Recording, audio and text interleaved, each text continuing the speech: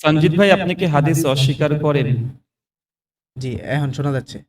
জি, আমি মূলত আপনি কোরআনকে কি একমাত্র জীবন বিধান হিসেবে মানি এবং এর বাইরে যত কিছুই আছে সেগুলোকে আমি ঐচ্ছিক হিসেবে বা এমনিতে পরামর্শ বা তথ্য, ইতিহাস এসব হিসেবে মানি। ওগুলো দলিল দিনের হিসেবে মানেন? দিনের দলিল? দিনের দিনের বিধান হিসেবে মানি। কোরআনের কোরআনের বহির্ভূত ওহী হতে পারে, এটা কি বিশ্বাস করেন? কোরআনের হ্যাঁ, হ্যাঁ, বহির্ভূত হ্যাঁ, ওহী হ্যাঁ, ওহী হতে পারে। হতে পারে? জি? জি, কোরআনের বহির্ভূত ওহী হতে পারে। হতে পারে না, আছে। কোরআনের আল্লাহর বহির্ভূত আল্লাহর ওহী নবীর রাসূল সাল্লাল্লাহু আলাইহি ওয়াসাল্লামের উপর করা হইছে। নবীদের। আচ্ছা, সেগুলো তাহলে কোথায়? সেগুলো কোথায় সেটা আপনার প্রতিও আমার প্রশ্ন। সেগুলো কোথায়? না, ওটা তো আপনি জবাব দেবেন।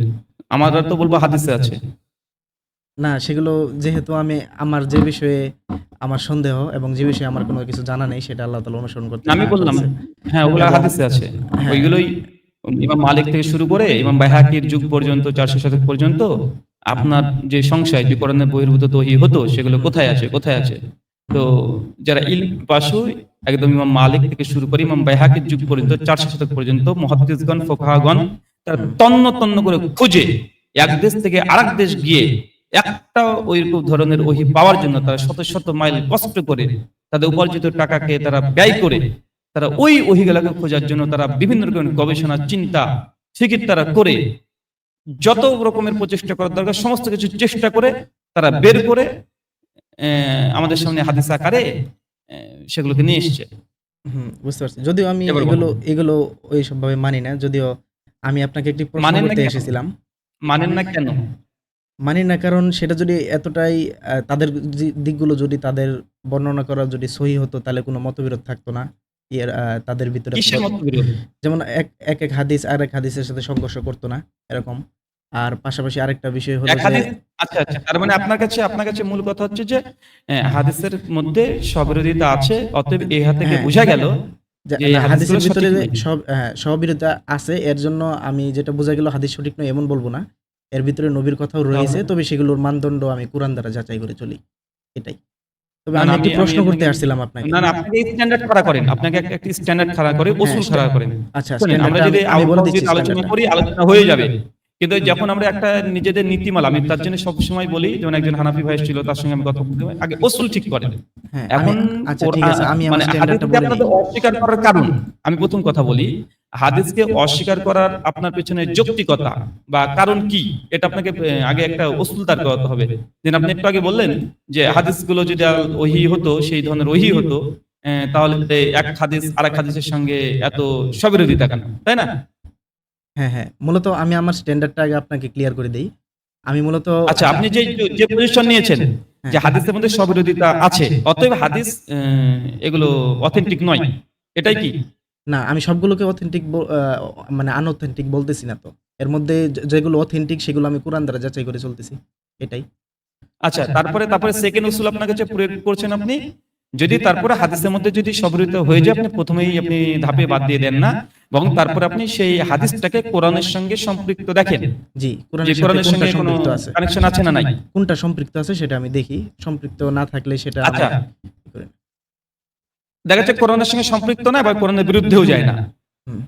তাহলে কি করেন? এরকম হাদিসকে আমি নবীর কথা হিসেবে মানি তবে সেগুলো নবী যে বলেছেন সেটাও আমি শিওর হিসেবে মানি না 50-50 চান্স। কারণ যে নবী সাল্লাল্লাহু আলাইহি সাল্লাম কোরআনের বাইরে গিয়ে কোনো বিধান দিতে পারে বলে আমার মনে হয় না। এবং আমি কোরআনেও সেটা পাইনি ইঙ্গিতটা যে তিনি কোরআনের বাইরে গিয়ে কোনো বিধান দিয়েছেন নতুন। সেগুলো ঐচ্ছিক হিসেবে মানি। আচ্ছা, আচ্ছা, ঐচ্ছিক বিষয়। আচ্ছা, আচ্ছা, আচ্ছা। তার মানে আপনার এই যে উসুল, আমি ৩ টে উসুল আমি এখানে পেয়ে গেলাম। হ্যাঁ। যে হাদিসকে বর্জন করার জন্য বা হাদিসকে মানে দুর্বল এক কথায় হাদিসকে অস্বীকার করার জন্য আপনি ৩ টে পজিশন নিয়েছেন। হুম, প্রথম হচ্ছে যে হাদিসের মধ্যে স্ববিরোধিতা। দ্বিতীয় স্টেপ আপনি যাচাই করবেন সেটা হচ্ছে কোরআনে এই ধরনের কোনো কিছু আছে কি নাই।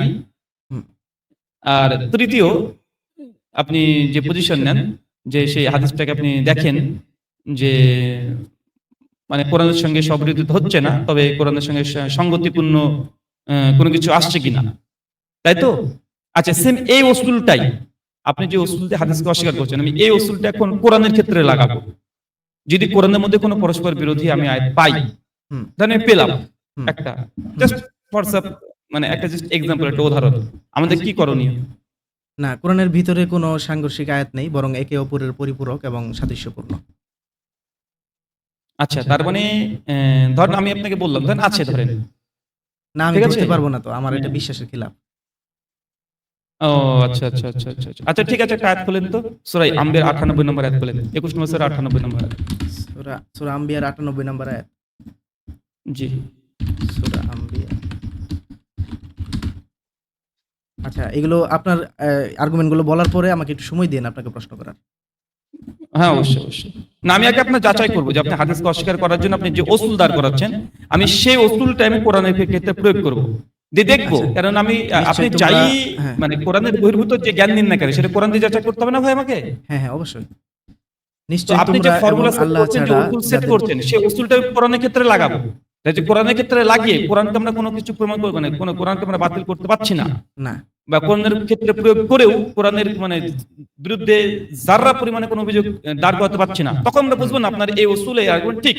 কিন্তু দেখা যাচ্ছে যে উসুল আপনি তৈরি করলেন সেটা সঙ্গে কোরআনের বিরুদ্ধে চলে গিয়ে কোরআনকে বাতিল করা যায়, তাহলে আমরা বুঝবো যে আপনার উসুলের মধ্যে কোনো ত্রুটি আছে, অতএব আপনার হ্যাঁ, উসুলটাই বাতিল। হ্যাঁ, হ্যাঁ, আমার রসুল বাতিল হতে পারে। হ্যাঁ, ঠিক বলেছেন। হ্যাঁ, আচ্ছা এবার বলেন, আচ্ছা, পড়েন। হ্যাঁ, নিশ্চয়ই তোমরা এবং আল্লাহ ছাড়া তোমরা যাদের পূজা করো সেগুলো তো জাহান্নামের জ্বালানি, তোমরা সেখানে প্রবেশ করবে। আচ্ছা, এখানে কি আছে? বলছে তোমরা কাফিররা আল্লাহকে বাদ দিয়ে তোমরা যাদের ইবাদত করো সেগুলো জাহান্নামের জ্বালানি। তার মানে কাফেররা যেসব দেব দেবতাদের পুজো করে, ভগবান ঈশ্বর মনে করে, তারা জাহান্নামে যাবে, তাই তো এক কথাই? হ্যাঁ, মানে এটাই তো, না আর কিছু বলতে চান বলেন? না, এটাই কি আমি তো পরে, বুঝলেন এত? হ্যাঁ, আমি পরে তো এটুকু দেখলাম, এটুকু বুঝলাম। তার মানে কাফেররা যেসব দেব দেবতার পুজো করে সেই দেব দেবতা থাকার জায়গা কোথায়? জাহান্নাম। হুম, ঠিক? হুম। আচ্ছা, নবী ঈসা আলাইহিস সালামের ইবাদত পৃথিবীর ২২০ কোটি খ্রিস্টানরা করে। ঈসা নবী কোথায় যাবে এই আয়াত থেকে বলেন? মানে এই আয়াত থেকে আপনি বলতেছেন যে ঈসা নবী কোথায় যাবে? জি, কারণ কাফেররা, কারণ লাকাদ কাফারাল্লাযিনা ক্বালু ইন্নাল্লাহা ওয়াল মাসীহ ইবনু মারইয়াম, তারা হুম, কুফরি করেছে, কাফের হয়ে গেছে যারা বলে ঈসা নবী তিনি আল্লাহ বা আল্লাহর পুত্র, যাই বলুক না কেন। কিন্তু কোরআনের এই আয়াতে আল্লাহ বলছেন যারা কাফেররা আল্লাহকে বাদ দিয়ে অন্য দেবতার পুজো করে সেই দেবতাগুলো জাহান্নামে যাবে। এখন ঈসা নবীর ২২০ কোটি খ্রিস্টানরা পুজো করে, বলেন ঈসা নবী কোথায় যাবে? আচ্ছা, আমাকে একটু সময় দিন, আমি উত্তরটা দিচ্ছি। জি, কি চ্যাট জিপিটি হাফিজাহুল্লাহ নাকি? না, আমি একটু আয়াতগুলো বের করি। বেশ কিছু আয়াত মনে হয়েছে। ও আচ্ছা।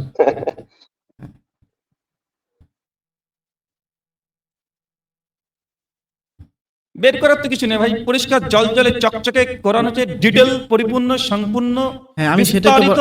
হ্যাঁ, আমি যে সেটাই তো পড়বে বললাম। সে বুঝবে। কিন্তু না, হ্যাঁ, কোরআনের এক আয়াতকে পড়ে তো আমি বলতে পারবো না যে এটা একদম ব্যাখ্যা করা হয়েছে। এই আয়াতকে তো অন্য আয়াত দিয়ে আচ্ছা সুন্দর মতো ব্যাখ্যা করেন। পরিপূরক জান করে বলা আপনাকে হয়েছে। আপনাকে আমি এখানে ৫ মিনিট সময় দিলাম। আপনি কোরআন থেকে এত ব্যাখ্যা বের করেন। আচ্ছা, ঠিক আছে। ৫ মিনিট সময় দিলেন তো, তাই তো? ঠিক আছে। জি, জি। আমি আপনাকে উত্তরটি দিচ্ছি। আমি ততক্ষণ ২ কথা মিনিট বলি। সময় দেন। জি, জি, আপনি মিউট করে ৫ মিনিট হয়ে গেলে আপনি বলবেন প্রেজেন্ট ভাই আমি ব্যাখ্যা পেয়ে গেছি। আচ্ছা, আর ঠিক যদি আছে। প্রয়োজন হয় আপনি হেল্পলাইনও নিতে পারেন। ডাইরেক্ট কাউকে ফোন করে আপনি হেল্পলাইন নিতে না, পারেন। সমস্যা নেই। আমি 50% প্রশ্নগুলো শোনার জন্যই এসেছিলাম। প্রশ্ন একটা পেলাম, আমি এর উত্তর দিয়ে যাব। সমস্যা নেই। আচ্ছা, হ্যাঁ, হ্যাঁ, আপনি চাইলে আপনি লাইভের মধ্যে একটা হেল্পলাইন অপশন আপনাকে দিয়ে দিব। আপনি আচ্ছা, সরাসরি ফোন করতে পারেন। আচ্ছা, যে তার সমস্যা নেই। সঙ্গে আপনি কথা সহযোগিতা বলতে নিতে থাকুন। পারেন। হেল্পলাইন লাগবে 50% বা 100%?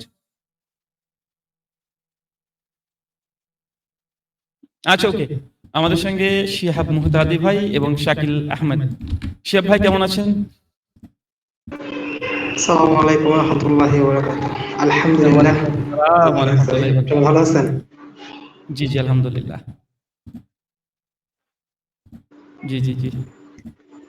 ভাই জি, সব আমরা খবর ভাইয়ের ঠিকঠাক? উত্তরের অপেক্ষায় আছি। আছি আলহামদুলিল্লাহ। আল্লাহ তাআলা ভালো রাখছে। আচ্ছা, আচ্ছা, আচ্ছা। আচ্ছা, আমাদের ব্যাক স্টেজে কোনো যদি আহলে কোরআন বা হাদিস অস্বীকারী কেউ থাকেন, আপনারা জাস্ট আমাকে প্রাইভেটে একটু বলবেন যে হ্যাঁ, আপনি হাদিস অস্বীকার করেন। যদি লিখে দেন তাহলে আপনাকে প্রথমে যুক্ত করে নেব। ঠিক আছে? আমরা চাচ্ছি হাদিস অস্বীকারীরা আমাদের সঙ্গে আসুক, কথা বলুন। দেখি আর কি আছে। আচ্ছা, আমাদের সঙ্গে শাকিল ভাই কেমন আছেন? আসসালামু আলাইকুম রাহুল ভাই। ওয়ালাইকুম আলহামদুলিল্লাহ ভালো আছি। অনেকদিন পরে আবার লাইভে পাইলাম আপনাকে, মাশাআল্লাহ। তো রাহুল ভাই, আজকে যদি কোনো হাদিস অস্বীকারী আরো যুক্ত হয় তো তাদেরকে আমার পক্ষ থেকে আরেকটা প্রশ্ন করে রাখবেন। তারা কেন কোনো আমল করে না? হয়তো তারা অতীতে আমল করতো, সালাত আদায় করতো, রোজা রাখতো, বিভিন্ন মুসলিমদের কালচারের আমলগুলো করতো, কিন্তু তারা হাদিস অস্বীকারের সাথে সাথে বা এই ফিতনায় পা দেওয়ার সাথে সাথে তারা সকল আমল ছেড়ে দিয়েছে। এবং ওদিনকে আমি একটা হাদিস অস্বীকারিতার সাথে আলোচনা করলাম। আহ তো তাকে একটা প্রশ্ন করলাম যে আপনার নামাজ কেন ছেড়ে দিচ্ছেন? তো কোরআনে তো সালাত কায়েম করার বিধান আছে বা আদেশও আছে। তখন সে একটাই উত্তর দিল যে আমরা এক পর্যায়ে চিন্তা করলাম যে সালাত আদায় করতে হলে হাদিসের সাহায্য নিতে হবে, এর চেয়ে না করাটাই বেটার। হ্যাঁ, তো আমি এইটাই জানতে চাচ্ছি যে যারা হাদিস অস্বীকারী তারা কেন কোনো আমল করে না, মানে জি, জি, কি জি। কারণটা? কোরআনে কি কোনো আমলের কথাই নেই তাদের জন্য? এটা রাখবেন অন্তত তাদের জন্য এই প্রশ্নটা। জি, ধন্যবাদ শাকিল ভাই, ধন্যবাদ। জাযাকাল্লাহু খায়রান শাকিল ভাই। জি, আমি একটি আমরা রাহুল ভাই, আমি আমার উত্তরটা দিতে যাচ্ছিলাম, তারপরও আপনি ও আচ্ছা, যুক্তিসঙ্গত আচ্ছা। করে দিবেন। হ্যাঁ, ওকে, ওকে। এর উত্তরটা আমরা ৯৮ নাম্বার আয়াত থেকে পড়তে ১০১ নাম্বার আয়াতে গিয়ে পেয়েছি। সেখানে আল্লাহ বলে দিয়েছে, আচ্ছা। আমার পক্ষ থেকে যাদের জন্য পূর্বেই কল্যাণ নির্ধারিত রয়েছে তাদের তা থেকে দূরে রাখা হবে। অর্থাৎ ঈসা আলাইহিস সালামকে পূর্বেই কল্যাণ রাখা হয়েছিল। তিনি থাকাকালীন কেউ তার উপাসনা বা ঈশ্বর হিসেবে মানেনি। তার পরবর্তীতে মানুষ করেছে। ধন্যবাদ। আবার বলেন, আবার বলেন। জি, ব্যাখ্যাটা বুঝলাম না। হ্যাঁ, ৯৮ নাম্বার আয়াতে আমরা পেলাম যে তারা পড়েন, যাদেরকে প্রথম থেকে পড়েন। আপনি পড়তে থাকেন, ৯৭ থেকে পড়তে শুরু করেন। হ্যাঁ, নিশ্চয়ই তোমরা এবং আল্লাহ ছাড়া তোমরা যাদের পূজা করো সেগুলো তো জাহান্নামের জ্বালানি, তোমরা সেখানে প্রবেশ করবে। ৯৯ নম্বর আয়াতে আচ্ছা। বলতেছে, যদি তারা ইলাহ হতো তবে তারা জাহান্নামে প্রবেশ করতো না, আর তারা সবাই তাতে স্থায়ী হয়ে থাকবে। আবার আচ্ছা, যে এক মিনিট, ১০০ নম্বর আয়াতে বলতেছে, সেখানে না, না, থাকবে তাদের ৯৯টা আত্মা। বুঝে নিন, ৯৯টা বুঝে নিন। আমরা যাবো তো, আপনাকে পড়তে সুযোগ দেবো তো, হ্যাঁ? জি, গোটা আম্বিয়াই পড়তে সুযোগ দেবো। গোটা কোরআন যদি পড়তে চান ব্যাখ্যা বাদ দেওয়ার জন্য গোটা কোরআনটাই পড়ার সুযোগ আচ্ছা, দেবো। আচ্ছা, বলুন। সমস্যা নেই। তারপর আমরা কি বুঝলাম আমি বুঝিনি একটু, তারপর আপনি আমাকে বুঝাবেন যে আমি আমার বুঝটা ঠিক বুঝেছি কিনা। হুম, তো ৯৯ আয়াতে এখান থেকে বোঝা যাচ্ছে বাহ্যিক দিক থেকে আপাতত দৃষ্টিতে যে ঈসা নবী জাহান্নামে যাবে। এবার ৯৯ নম্বর আয়াত কি বলছে? তারা যদি ইলাহ হতো তাহলে তারা তাতে প্রবেশ করতো না। হ্যাঁ, তার জাহান্নামে মানে প্রবেশ যদি করবে। সত্যিকারের ঈশ্বর হতো, ভগবান পরমাত্মা হতো, তাহলে তারা জাহান্নামে যেত না। হুম, কিন্তু যেহেতু তারা, মানে এর থেকে আমরা যা বুঝছি, যেহেতু তারা সত্যিকারের ঈশ্বর না, বিধায় তারা জাহান্নামে যাবে, তাই তো? হ্যাঁ, হ্যাঁ, আচ্ছা, সত্যিকারের ঈশ্বর না। হ্যাঁ। তার মানে এখান থেকে আমি বুঝি ঈসা নবী কি সত্যিকারের ঈশ্বর? আমি এরপরে টুক পড়তে দেন না, পুরোটুক না, আয়াত না, আমি যদি না আমি পড়ি। আমি আগে একটা করে মানে ধাপে আসবো, আপনি আমাকে বুঝিয়ে দিবেন, আপনাকে বোঝাতে দিচ্ছি তো। হ্যাঁ, হ্যাঁ, বলুন। মানে আমি আর কি বুঝছি আপনাকে বুঝাবেন না? তাই ঈসা নবী কি সত্যিকারের ঈশ্বর? না, তার মানে এখন পর্যন্ত এই ৯৯ পর্যন্ত প্রমাণ হচ্ছে যে তিনি সত্য ঈশ্বর না, বিধায় তাকেও জাহান্নামে যেতে হবে, তাই না? এটা আমি ঠিকভাবে ওইভাবে বলবো না, কারণ এটা অনুযায়ী তো এরকম ভাবে বোঝা এতটুকু যাচ্ছে। পর্যন্ত তাই হচ্ছে। তবে যেহেতু হ্যাঁ, ভাই আমি তো তারপর যাবো, আমি তো আমি এখানে বলি, চলে যাচ্ছি না, আমি তো আপনাকে যেহেতু বললাম যে যেহেতু আপনি গোটা- যেহেতু আমার আমাকে বলে আকীদার দেন। উপরে প্রশ্ন উঠছে, সেহেতু আমি আরো যাচাই করবো, আগে আমি সিদ্ধান্তটা দিব না। তবে এখন পর্যন্ত তাই বোঝা যাচ্ছে। ওকে। হ্যাঁ, আর তারপরে এতক্ষণ পর্যন্ত তো এতটুকু বুঝতে পারছি হ্যাঁ, আমরা, এতটুকু বোঝা একমত যাচ্ছে। নাকি? হ্যাঁ, এতটুকু বোঝা যাচ্ছে। আচ্ছা, ওকে। তারপরে কি বলছে? তাতে তারা সবাই স্থায়ী হয়ে থাকবে, শুধু জাহান্নামে নয়, বরং একদম মানে চিরস্থায়ী, হ্যাঁ, চিরস্থায়ী। চিরস্থায়ী জাহান্নামে থাকবে। হ্যাঁ, যা নকল দেবতা, যাদেরকে ভুল করে ঈশ্বর হিসেবে উপাসনা করছে সেই দেবতাদেরকে। আচ্ছা, এরপরে কি হচ্ছে? সেখানে তারা ফুপিয়ে কাঁদবে, মানে ঈসা নবী এখানে ফুপিয়ে কাঁদবে। হ্যাঁ, সেখানে কিছুই শুনবে না, সেখানে তারা মানে তারা শুনতে পাবে না। বধির হয়ে যাবে, হ্যাঁ। তাই তো? হ্যাঁ। আচ্ছা, এবার ১০১, পূর্বে থেকে আমার পক্ষ হতে যাদের জন্য কল্যাণ নির্ধারিত আছে তাদের দূরে রাখা হবে।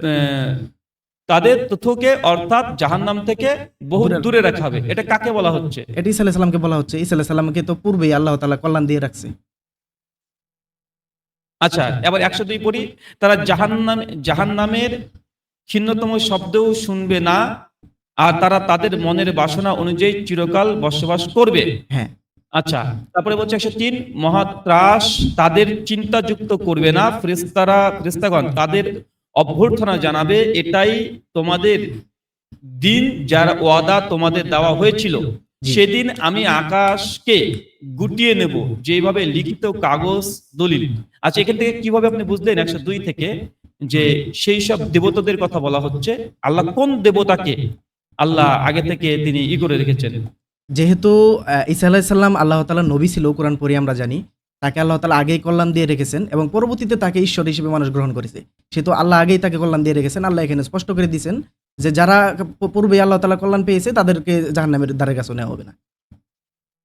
আচ্ছা, পূর্বে থেকে আমার পক্ষ হতে যাদের জন্য কল্যাণ নির্ধারিত আছে জি। তাদের সেখান থেকে বহু দূরে রাখা হবে। হুম। তো এই পূর্বে থেকে মানে আমার পক্ষ হতে যাদের জন্য কল্যাণ নির্ধারিত আছে, এখন কি কোন দেবতাকে মানে যে দেবতাদের কন্টেস্টের কথাগুলো চলছে এর মধ্যে কি ঈসা নবী আসে? জি, ঈসা নবী আসে, তাকে আল্লাহ তাআলা পূর্বেই দিয়ে রেখেছে, না, পূর্বে কল্যাণ দিয়ে রেখেছে। এখানে যে আল্লাহ আর কোন দেবতাকে আল্লাহ সুবহানাহু ওয়া তাআলা পূর্বে থেকে করেছে বলেন তো? আমি তো সেভাবে জানি না, ঈসা যেহেতু ঈসা আলাইহিস সালামের প্রসঙ্গ আসতেছে, সেহেতু ঈসা আলাইহিস সালামের বিষয়টা আমি ক্লিয়ার হলাম। তার এখান কথা থেকে আল্লাহ আপনি তাআলা আবার বলেন। পড়েন, দেখেন, আবার পড়েন বুঝে নেবেন। তার কথা আবার আল্লাহ তাআলা পড়েন, বলেন। জি, 70 থেকে পড়েন। 98 থেকে? জি 97 থেকে পড়েন। আচ্ছা, 97 থেকে পড়বো নাকি? হুম। আর সত্য ওয়াদার সময় নিকটে আসলে হঠাৎ কাফিরদের চক্ষু স্থির হয়ে যাবে। তারা বলবে, হায় আমাদের দুর্ভোগ, আমরা তো এই বিষয়ে উদাসীন ছিলাম এবং আমরা ছিলাম জালিম। নিশ্চয়ই তোমরা এবং আল্লাহ ছাড়া তোমরা যাদের পূজা করো সেগুলো তো জাহান্নামের জ্বালানি, তোমরা সেখানে প্রবেশ করবে। 99 নম্বর আচ্ছা, আয়াতে বলতেছে, এখানে যে দুটো option, point to be noted, এখানে পয়েন্ট দুটো। একটা হচ্ছে দেবতাদেরকে জাহান্নামে দেওয়া হবে, দুই তার অনুসারীদেরকে। ঠিক আছে? জি, এখানে কি বলতেছেন যে দেবতাদের জাহান্নামে দেওয়া হবে? হ্যাঁ, সেটা হবে জাহান্নামের জ্বালানি। হ্যাঁ, দেবতারা হবে হ্যাঁ, জাহান্নামের জ্বালানি। দেবতারা জাহান্নামে এখানে দেখেন, তোমরা কাফিরদের মানে কাফিররা যারা আছে আল্লাহকে বাদ দিয়ে তোমরা যাদের ইবাদত করো, মানে যে সব দেবতাদের ইবাদত করা হয়, হুম ঠিক আছে, মানে ইলাহাদের ইবাদত করা হয়, হুম সেগুলো জাহান্নামের জ্বালানি, হুম তাতে তোমরাও প্রবেশ করবে। তাতে মানে তোমরাও প্রবেশ শুধুমাত্র করবে। দেবতা নয়, দেবতার অনুসারীরাও প্রবেশ করবে। জি ঠিক আছে? জি এখন এই যে 102 1 নম্বর যে আয়াত, পূর্বে থেকে আমার পক্ষ হতে যাদের জন্য কল্যাণ নির্ধারিত আছে তাদের হুম এই জাহান্নাম থেকে দূরে রাখা হবে। এখন কি সে দেবতাদের কথা বলছে না অনুসারীর কথা বলছে ভাই? এখন যদি কেউ দেবতার অনুসারী হয়, সে তো পরে হয়েছে, সে তো পূর্বে আর না।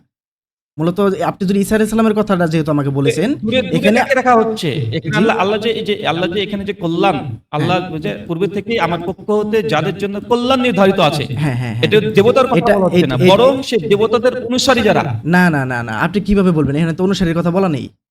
এখানে দেবতাও বুঝাইতে তাহলে পারে, আপনি- অনুসারী বুঝাইতে, দুটোই বুঝাচ্ছে। যেমন ধরেন ঈসা আলাইহিস সালামকে, ঈসা আলাইহিস সালামের, দেবতত্ব কিভাবে নিলেন এটা আচ্ছা বলেন। আচ্ছা, কেউ কথা বলেন না। আমি যেটা বলতে চাচ্ছি সেটা হইলো যে ঈসা আলাইহিস সালামের যারা তখনকার সময় অনুসারী ছিল, তারাও তো পূর্বে কল্যাণকৃত ছিল। তাহলে এই আয়াত দ্বারা তো তাদেরও বোঝা যেতে না, অনুসারী বা দেবতা যাদেরকে আল্লাহ তাআলা পূর্বে কল্যাণ দিয়েছে তাদেরকে আল্লাহ জাহান্নামের ধারে কাছেও নিবে না। হ্যাঁ, Simple. তো এখান থেকে আমরা কি বুঝলাম যে ঈসা নবীর অনুসারী যারা আছে, হুম, যারা প্রকৃত অনুসারী ছিলেন, হ্যাঁ, প্রকৃত অনুসারী যারা ছিলেন, তারাও যাবে না। তাদেরকে তিনি জাহান্নাম থেকে অনেক দূরে। তো এটা তো অনুসারীর কথা, দেবতার কথা তো আসছে না। না, তাহলে। অনুসারী ও দেবতার কথা আসতেছে তো। এখানে তো স্পেসিফিক ভাবে কই, বলে দেওয়া কিভাবে? নেই, এভাবে দুইজনকে বলা হচ্ছে। যেমন ধরেন 98 আয়াতে যদি বলেন যে দেবতা এবং অনুসারী দুজনকে বলা হচ্ছে, সেহেতু সেই প্রেক্ষিতে সেই প্রসঙ্গ অনুযায়ী এখানেও দুজনকে বলা হচ্ছে। এখানে তো আল্লাহ তাআলা প্রসঙ্গ কাটাই নাই, অন্য প্রসঙ্গে যায় না। এখানে তো আল্লাহ ভাগ করে দিয়েছে না, আল্লাহ ভাগ করছে না। 99 নম্বর আয়াতে দেখেন, সে দেবতার পরিস্থিতি কি হবে সেখানে তিনি নকল করেছেন। 99 হ্যাঁ। দেখেন, তারা যদি ইলাহ হতেন, মানে ইলাহের কথা বলছে না, এটা তাহলে আপনি তারা বুঝছেন, প্রবেশ করতো না। এটা আপনি বুঝতেছেন। তাতে দেখেন- আমি যেটা বুঝতেছি সেটা দুইজনকেই বোঝাচ্ছে, দেবতা এবং না না, এটা আপনি দেখেন, বুঝতেছেন। আপনি এখানে আল্লাহ তারপরে দুটোরই তাফসীর করছে পরপর। যেহেতু এখানে দাবি হচ্ছে দুটো, একটা হচ্ছে সেই ইলাহরা জাহান্নামে যাবে, দুই নম্বর কারা জাহান্নামে যাবে, তার অনুসারীরা যাবে। হুম। তো ইলাহরা জাহান্নামে যাবে, তাদের কি পরিণত হবে? এবং 99 আয়াতে বলছে তারা যদি সত্যি ইলাহ হতো তাহলে তারা প্রবেশ করতো ইলাহারা না। শুধু না, তাতে 99 নাম্বার তারা সবাই স্থায়ী হয়ে থাকতো, হ্যাঁ। এবং হ্যাঁ, সেখানে হ্যাঁ। তারা ফুপিয়ে ফুপিয়ে কাঁপবে, সেখানে হ্যাঁ। কিছু শুনবে না। হ্যাঁ, এবার তারপর দেখেন, এখানে শুধু কি আপনি দেবতার কথা বলছেন মনে করছেন, কি এখানে অনুসারী কথা আসতে পারে না?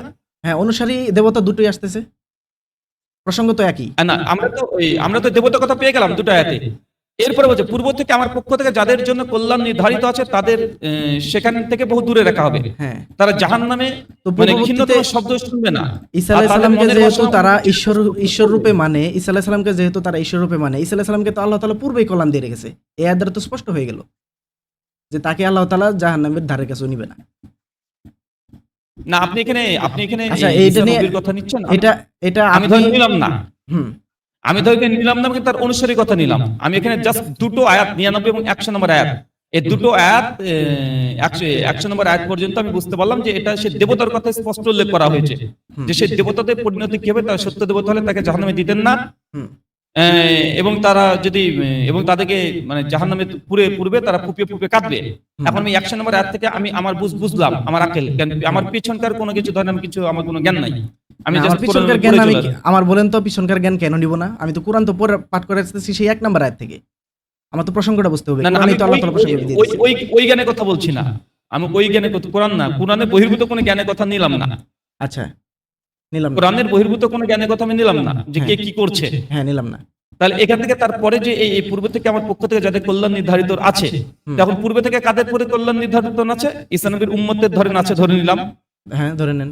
যারা প্রকৃত 11 জন যে শিষ্যের কথা বলা হয় ইতিহাস থেকে জানা যায়, আমরা সেটা ধরলাম যে তাদেরকে, যেহেতু তারা ঈসাকে ঈশ্বর বিশ্বাস করেনি, তো তাদের জন্য মানে জাহান্নাম থেকে তারা দূরে থাকবে। হুম। ঠিক আছে, কিন্তু এখানে তো অনুসারী কথা আসছে। না, এখানে দুজনের কথাই আসতেছে। কোথায় বলেন? কোথায় আপনি দেখান যে এখানে শুধু অনুসারীর কথা আসতেছে? আপনি দেখাইতে পারবেন না। এখানে আচ্ছা, দুজনের কথাই কল্যাণ আসতেছে। কাদেরকে দিয়েছে? কল্যাণ আল্লাহ ঈসা নবী তাআলা কল্যাণ ঈসা নবীর অনুসারীদেরকেও দিয়েছে, ঈসা নবীকেও দিয়েছে। যেটা আমি হ্যাঁ, আচ্ছা, দলিল কোরআনের একটা দলিল দেন। আচ্ছা, আমি দিচ্ছি। জি।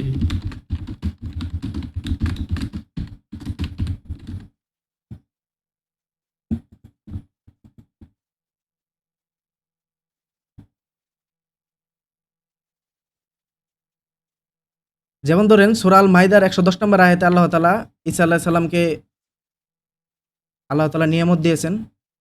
সূরা আল ইমরানের 45 নম্বর আয়াতেও আছে যে তার নাম হবে মসিহ ঈসা, তিনি দুনিয়া ও আখিরাতে সম্মানিত।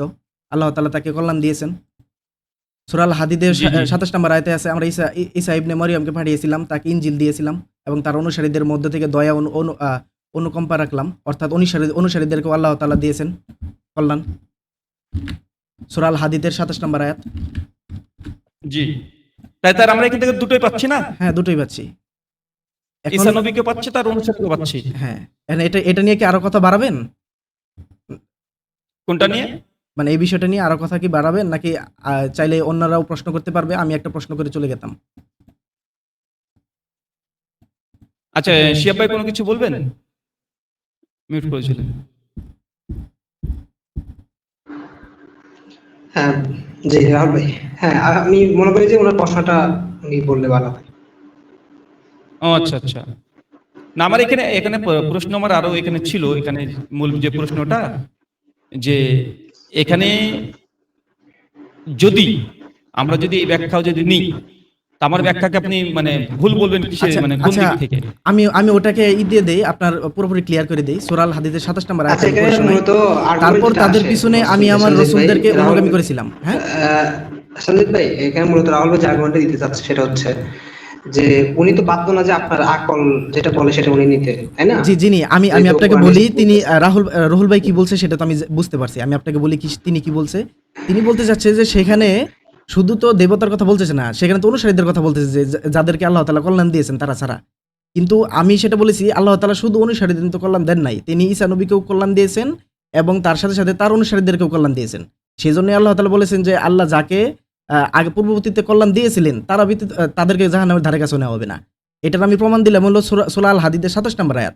আল্লাহ বলতেছে, তারপর তাদের পিছনে আমি আমার রাসূলদেরকে অনুগামী করেছিলাম এবং মরিয়ম পুত্র ঈসাকেও অনুগামী করেছিলাম, আর তাকে ইনজিল কিতাব দিয়েছিলাম এবং যারা তার অনুসরণ করেছিল তাদের অন্তরসমূহে করুণা ও দয়াময় দিয়েছিলাম। আল্লাহ তো কল্যাণ দিয়েছেন তাদের। আল্লাহর সন্তুষ্টি লাভের আশায় তারাই বৈরাগ্যবাদের প্রবর্তন করেছিল। তার মানে যারা বৈরাগ্যবাদের প্রবর্তন করেছিল তাদের কথা আল্লাহ সেখানে বলতেছে যে তাদেরকে আল্লাহ তাআলা জাহান্নামের আগুনে পোড়াবে। সিম্পল বিষয়। সেই আমরা তো একটা আয়াত নিয়ে পারাপারি করে দেখে আমাদের সমস্যা, পুরোটুকু কনটেক্সট পড়লেই বোঝা যায়। না না, এখানে এই যে আপনি যদি এবার এই অংশে আসেন, তাহলে তারও মানে অনেক কিছু চলে আসবে। তাহলে সূরা আল ইমরানের আমি 54-55 নম্বর আয়াতটা নিয়ে আসবো। হ্যাঁ, ওগুলো যে আসলে ঈসা আলাইহিস বিশদ সালামের আলোচনা, যে- ওগুলো না, আমি না, এক মিনিট। ঈসা আলাইহিস সালামের উম্মতকে আল্লাহ কিয়ামত পর্যন্ত বিজয় দান করবেন। হুম, কিয়ামত পর্যন্ত যে বিজয়ের কথা বলা হয়েছে, তো ঈসা আলাইহিস সালামের যারা উম্মত বা উম্মতকে না, অনুসারী, অনুসারীদের বলা হয়েছে। হ্যাঁ, হ্যাঁ অনুসারীদেরকে কিয়ামত পর্যন্ত বিজয় দান করবে। হ্যাঁ। তো ঈসা আলাইহিস সালামের অনুসারী কারা এখন? ঈসা আলাইহিস সালামের অনুসারী কাদেরকে বলা হবে? আজকে আমাকে একটা কথা বলেন তো, যেমন ধরেন আমরা কি যারা কিনা শিয়া, যাদের আমরা কাফের বলতেছি সুন্নিরা থেকে, তাদের কি আমরা নবী সাল্লাল্লাহু আলাইহি ওয়াসাল্লাম অনুসারী বলি? এখন বর্তমানে তাদের কি আমরা নবী সাল্লাল্লাহু আলাইহি ওয়াসাল্লাম অনুসারী বলি? যারা ঈসা আলাইহিস সালামের অনুসারী দাবি ঈসা আলাইহিস সালামের অনুসারী তারাই যারা ইনজিল কিতাব মেনেছে। তাতে এই আয়াত থেকে ব্যাখ্যা নিয়ে তারা বলছে যে আমরা খ্রিস্টানরা কোরআন থেকে প্রমাণিত হয় যে আমরা কি খ্রিস্টের অনুসারী যারা আছি তার মানে কিয়ামত পর্যন্ত বিজয় উপরে থাকবো। নিজেকে হক দাবি করে যারা খ্রিস্টান আছে তারাই এখন নিজেকে না হক দাবি করুক, সমস্যা নেই। আপনার এই যদি নিয়ে নেয় তো তারা কোরআনের সূরা ইমরানের সেই আয়াত নিয়ে তারা দাবি করে বলবে যে যেহেতু কোরআন মাজিদ এই কথা বলেছে যে ঈসার অনুসারী যারা আছে তারা কিয়ামত পর্যন্ত বিজয়ের উপরে থাকবে। এবং তারপরে তো এই যে সূরা আল হাদীদের 27 বলতেছে তো যে যারা কিনা নৈরাজ্যবাদ করেছে বা বৈরাগ্যবাদ করেছে তাদেরকে আল্লাহ তাআলা জাহান্নামে দিবে। না, বৈরাগ্য করে না, বৈরাগ্য যারা বাদ দিয়েছে, খ্রিস্টদের মধ্যে বৈরাগ্য আর এখন করে না, আগে ছিল ওই ক্যাথলিক মধ্যে ছিল, তারা কিছুদিনের জন্য বৈরাগ্য নিয়েছিল নবীর জামানাতে, এখন তাদের মধ্যে আর বৈরাগ্য নেই, তারা সকলে বিয়ে সাথে সবকিছুই করে। আচ্ছা, সেটা তাদের বিষয়, আমি সে বিষয়ে কিছু জানি না। আমি যদি তাদের বিষয়ে জানি না তাহলে একটা বিষয়। যেমন ধরুন আমি তো বলতে পারবো না, আল্লাহ তো বলতেও আছে যে কে সঠিক পরহেজগার, তুমি বলতে পারবে না, আমি বলতেও পারবো না। আল্লাহর নবী যেই খ্রিস্টের কথা বলছে, খ্রিস্টের অনুসারী যারা বৈরাগ্য হয়েছিল, সেটা কি নবীর সময় হতে পারে বা কোরআন যখন অবতীর্ণ হয়েছে সেই সময়কার কথা? হ্যাঁ, যে যারা বৈরাগ্য পোষণ করেছিল তাদের জন্য। আচ্ছা আপনি সূরা মাইদার 116 নম্বর আয়াত পড়ে দেখেন, যারা ঈসা আলাইহিস সালামকে ঈশ্বর মানতেছে তাদের কথা তো শুনেন একটা ভাই, তারপরে মাইদা বানাতে যাচ্ছে, আবার যাবো, সমস্যা নেই। তো এখান থেকে তার মানে আমার কি প্রমাণ হলো যে কিয়ামত পর্যন্ত ঈসার অনুসারী যারা আছে তারা বিজয় লাভ করবে। এখন খাস আপনি করলেন যারা বৈরাগ্য পোষণ করছে তারা করবে না, আচ্ছা ঠিক আছে করবে না, খ্রিস্টদের মধ্যে এখন আর বৈরাগ্য মতবাদ নাই। এমন আরো আছে, আমি বলছি তো সূরা আল মাইদার তো 116 নম্বর আয়াত বলতেছে যে আরো কাদেরকে আল্লাহ তাআলা গ্রহণ করবে না, আরো কাদেরকে আল্লাহ তাআলা জাহান্নামে দিবেন, এনে তো বলতেছে। আর আল্লাহ যখন বলবেন হে মরিয়মের পুত্র ঈসা, তুমি কি মানুষদেরকে বলেছিলে যে তোমরা আল্লাহ ছাড়া আমাকে ও আমার মাতাকে ইলা রূপে গ্রহণ করো, সে বলবে আপনি পবিত্র মহান, যার অধিকার আমার নেই তা বলা আমার জন্য সম্ভব নয়। যদি আমি তা বলতাম তাহলে অবশ্যই আপনি তা জানতেন, আমার অন্তরে যা আছে তা তো আপনি জানেন, আর আপনার অন্তরে যা আছে তা তো আমি জানি না, নিশ্চয়ই আপনি গায়েবী বিষয়ের সর্বজ্ঞাত। তার মানে এখানে যে ঈসা নবীকে তারা যে ঈশ্বর মানতেছে এবং তার মাকেও অনেক ঈশ্বর মানতেছে, মারিয়াম আলাইহিস সালামকে, তার অনুসারীদের ভিতরে না, খ্রিস্টানদের মধ্যে ট্রিনিটি কনসেপ্টের মধ্যে মারিয়াম নাই তো, পিতা পুত্র পবিত্র আত্মা। হ্যাঁ, তো এখানে মাতা ঈশ্বর নাই তো। না, মাতা ঈশ্বর তো অন্য দল আছে, ঈশ্বরের তো আরো দল, আপনার তো আরো দল আছে খ্রিস্টানের। কিসের দল আছে বলেন? কারা কারা মেরিকে পিতা মানে আপনি তো পিতা পুত্র পবিত্র আত্মা, father son and holy ghost ট্রিনিটির অংশ। শিশু দোষ প্রশ্ন করতেছেন, মাতার মেরিকে গড মনে করে শুধু বলেন, এটা নিয়ে শুধু করতেছেন। যেহেতু কোরআনে বলতেছে যে মাতাকে তারা ঈশ্বর বানায়, সে তো আমি বিশ্বাস করব বানাই, সেহেতু কে করলো না করলো সেটা আমাদের বিষয়। আমি তো কোরআন দাবি করলো কিন্তু আমি দেখছি তো দুনিয়াতে পিতা পুত্র পবিত্র আত্মা গোটা খ্রিস্ট বিশ্ব না, কেউ কারো মনের কথা তো আমরা জানি না, কেউ মনে মনে পোষণ করতে পারে, আল্লাহ যেহেতু বলছে আমি বিশ্বাস করি। ভাই জানেন ওদের কিতাবে পত্রে ওদের দাওয়াত, তাদের মেসেজ সবকিছু, এটা আপনার অযৌক্তিক কথা যে তারা মনে মনে বিশ্বাস করলে কিন্তু প্রচার করবে না কোরআনের ভাই নাকি? না, আমি সেটা ধরবো না, তা তো অনেক সময় প্রচারও করেছে। আপনি কি জানেন না? আপনি তো ভালো জানেন না পৃথিবীতে কোন খ্রিস্টান আছে যারা ট্রিনিটির মধ্যে পিতা পুত্র ট্রিনিটির পিতা, আচ্ছা আমি দেখেন পবিত্র, এখানে পবিত্র আত্মা নেই, পবিত্র আত্মার বদলে এখন মারিয়াম এসেছে, এখন আমাকে প্রমাণ দেন। আচ্ছা আমি দিচ্ছি, ওই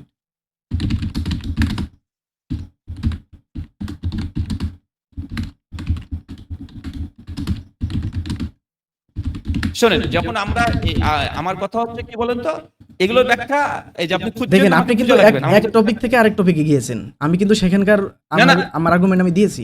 আমি যাইনি, আপনি নিজেই এই সূরা মাইদার আয়াত থেকে আপনি উল্টে তুলে নিয়ে আসলেন, আমি নিশ্চিত আপনি পড়ছেন। হ্যাঁ, আমি ওইদিকে গিয়েছি, কিন্তু ওটা আমার ওই টপিকের উপরে ছিল, কিন্তু আপনি অন্য টপিকে নিয়ে আসলেন সূরা মাইদা, আপনি নিয়ে আসলেন সূরা হাদীদ, আপনি সবকিছু নিয়ে আসছেন।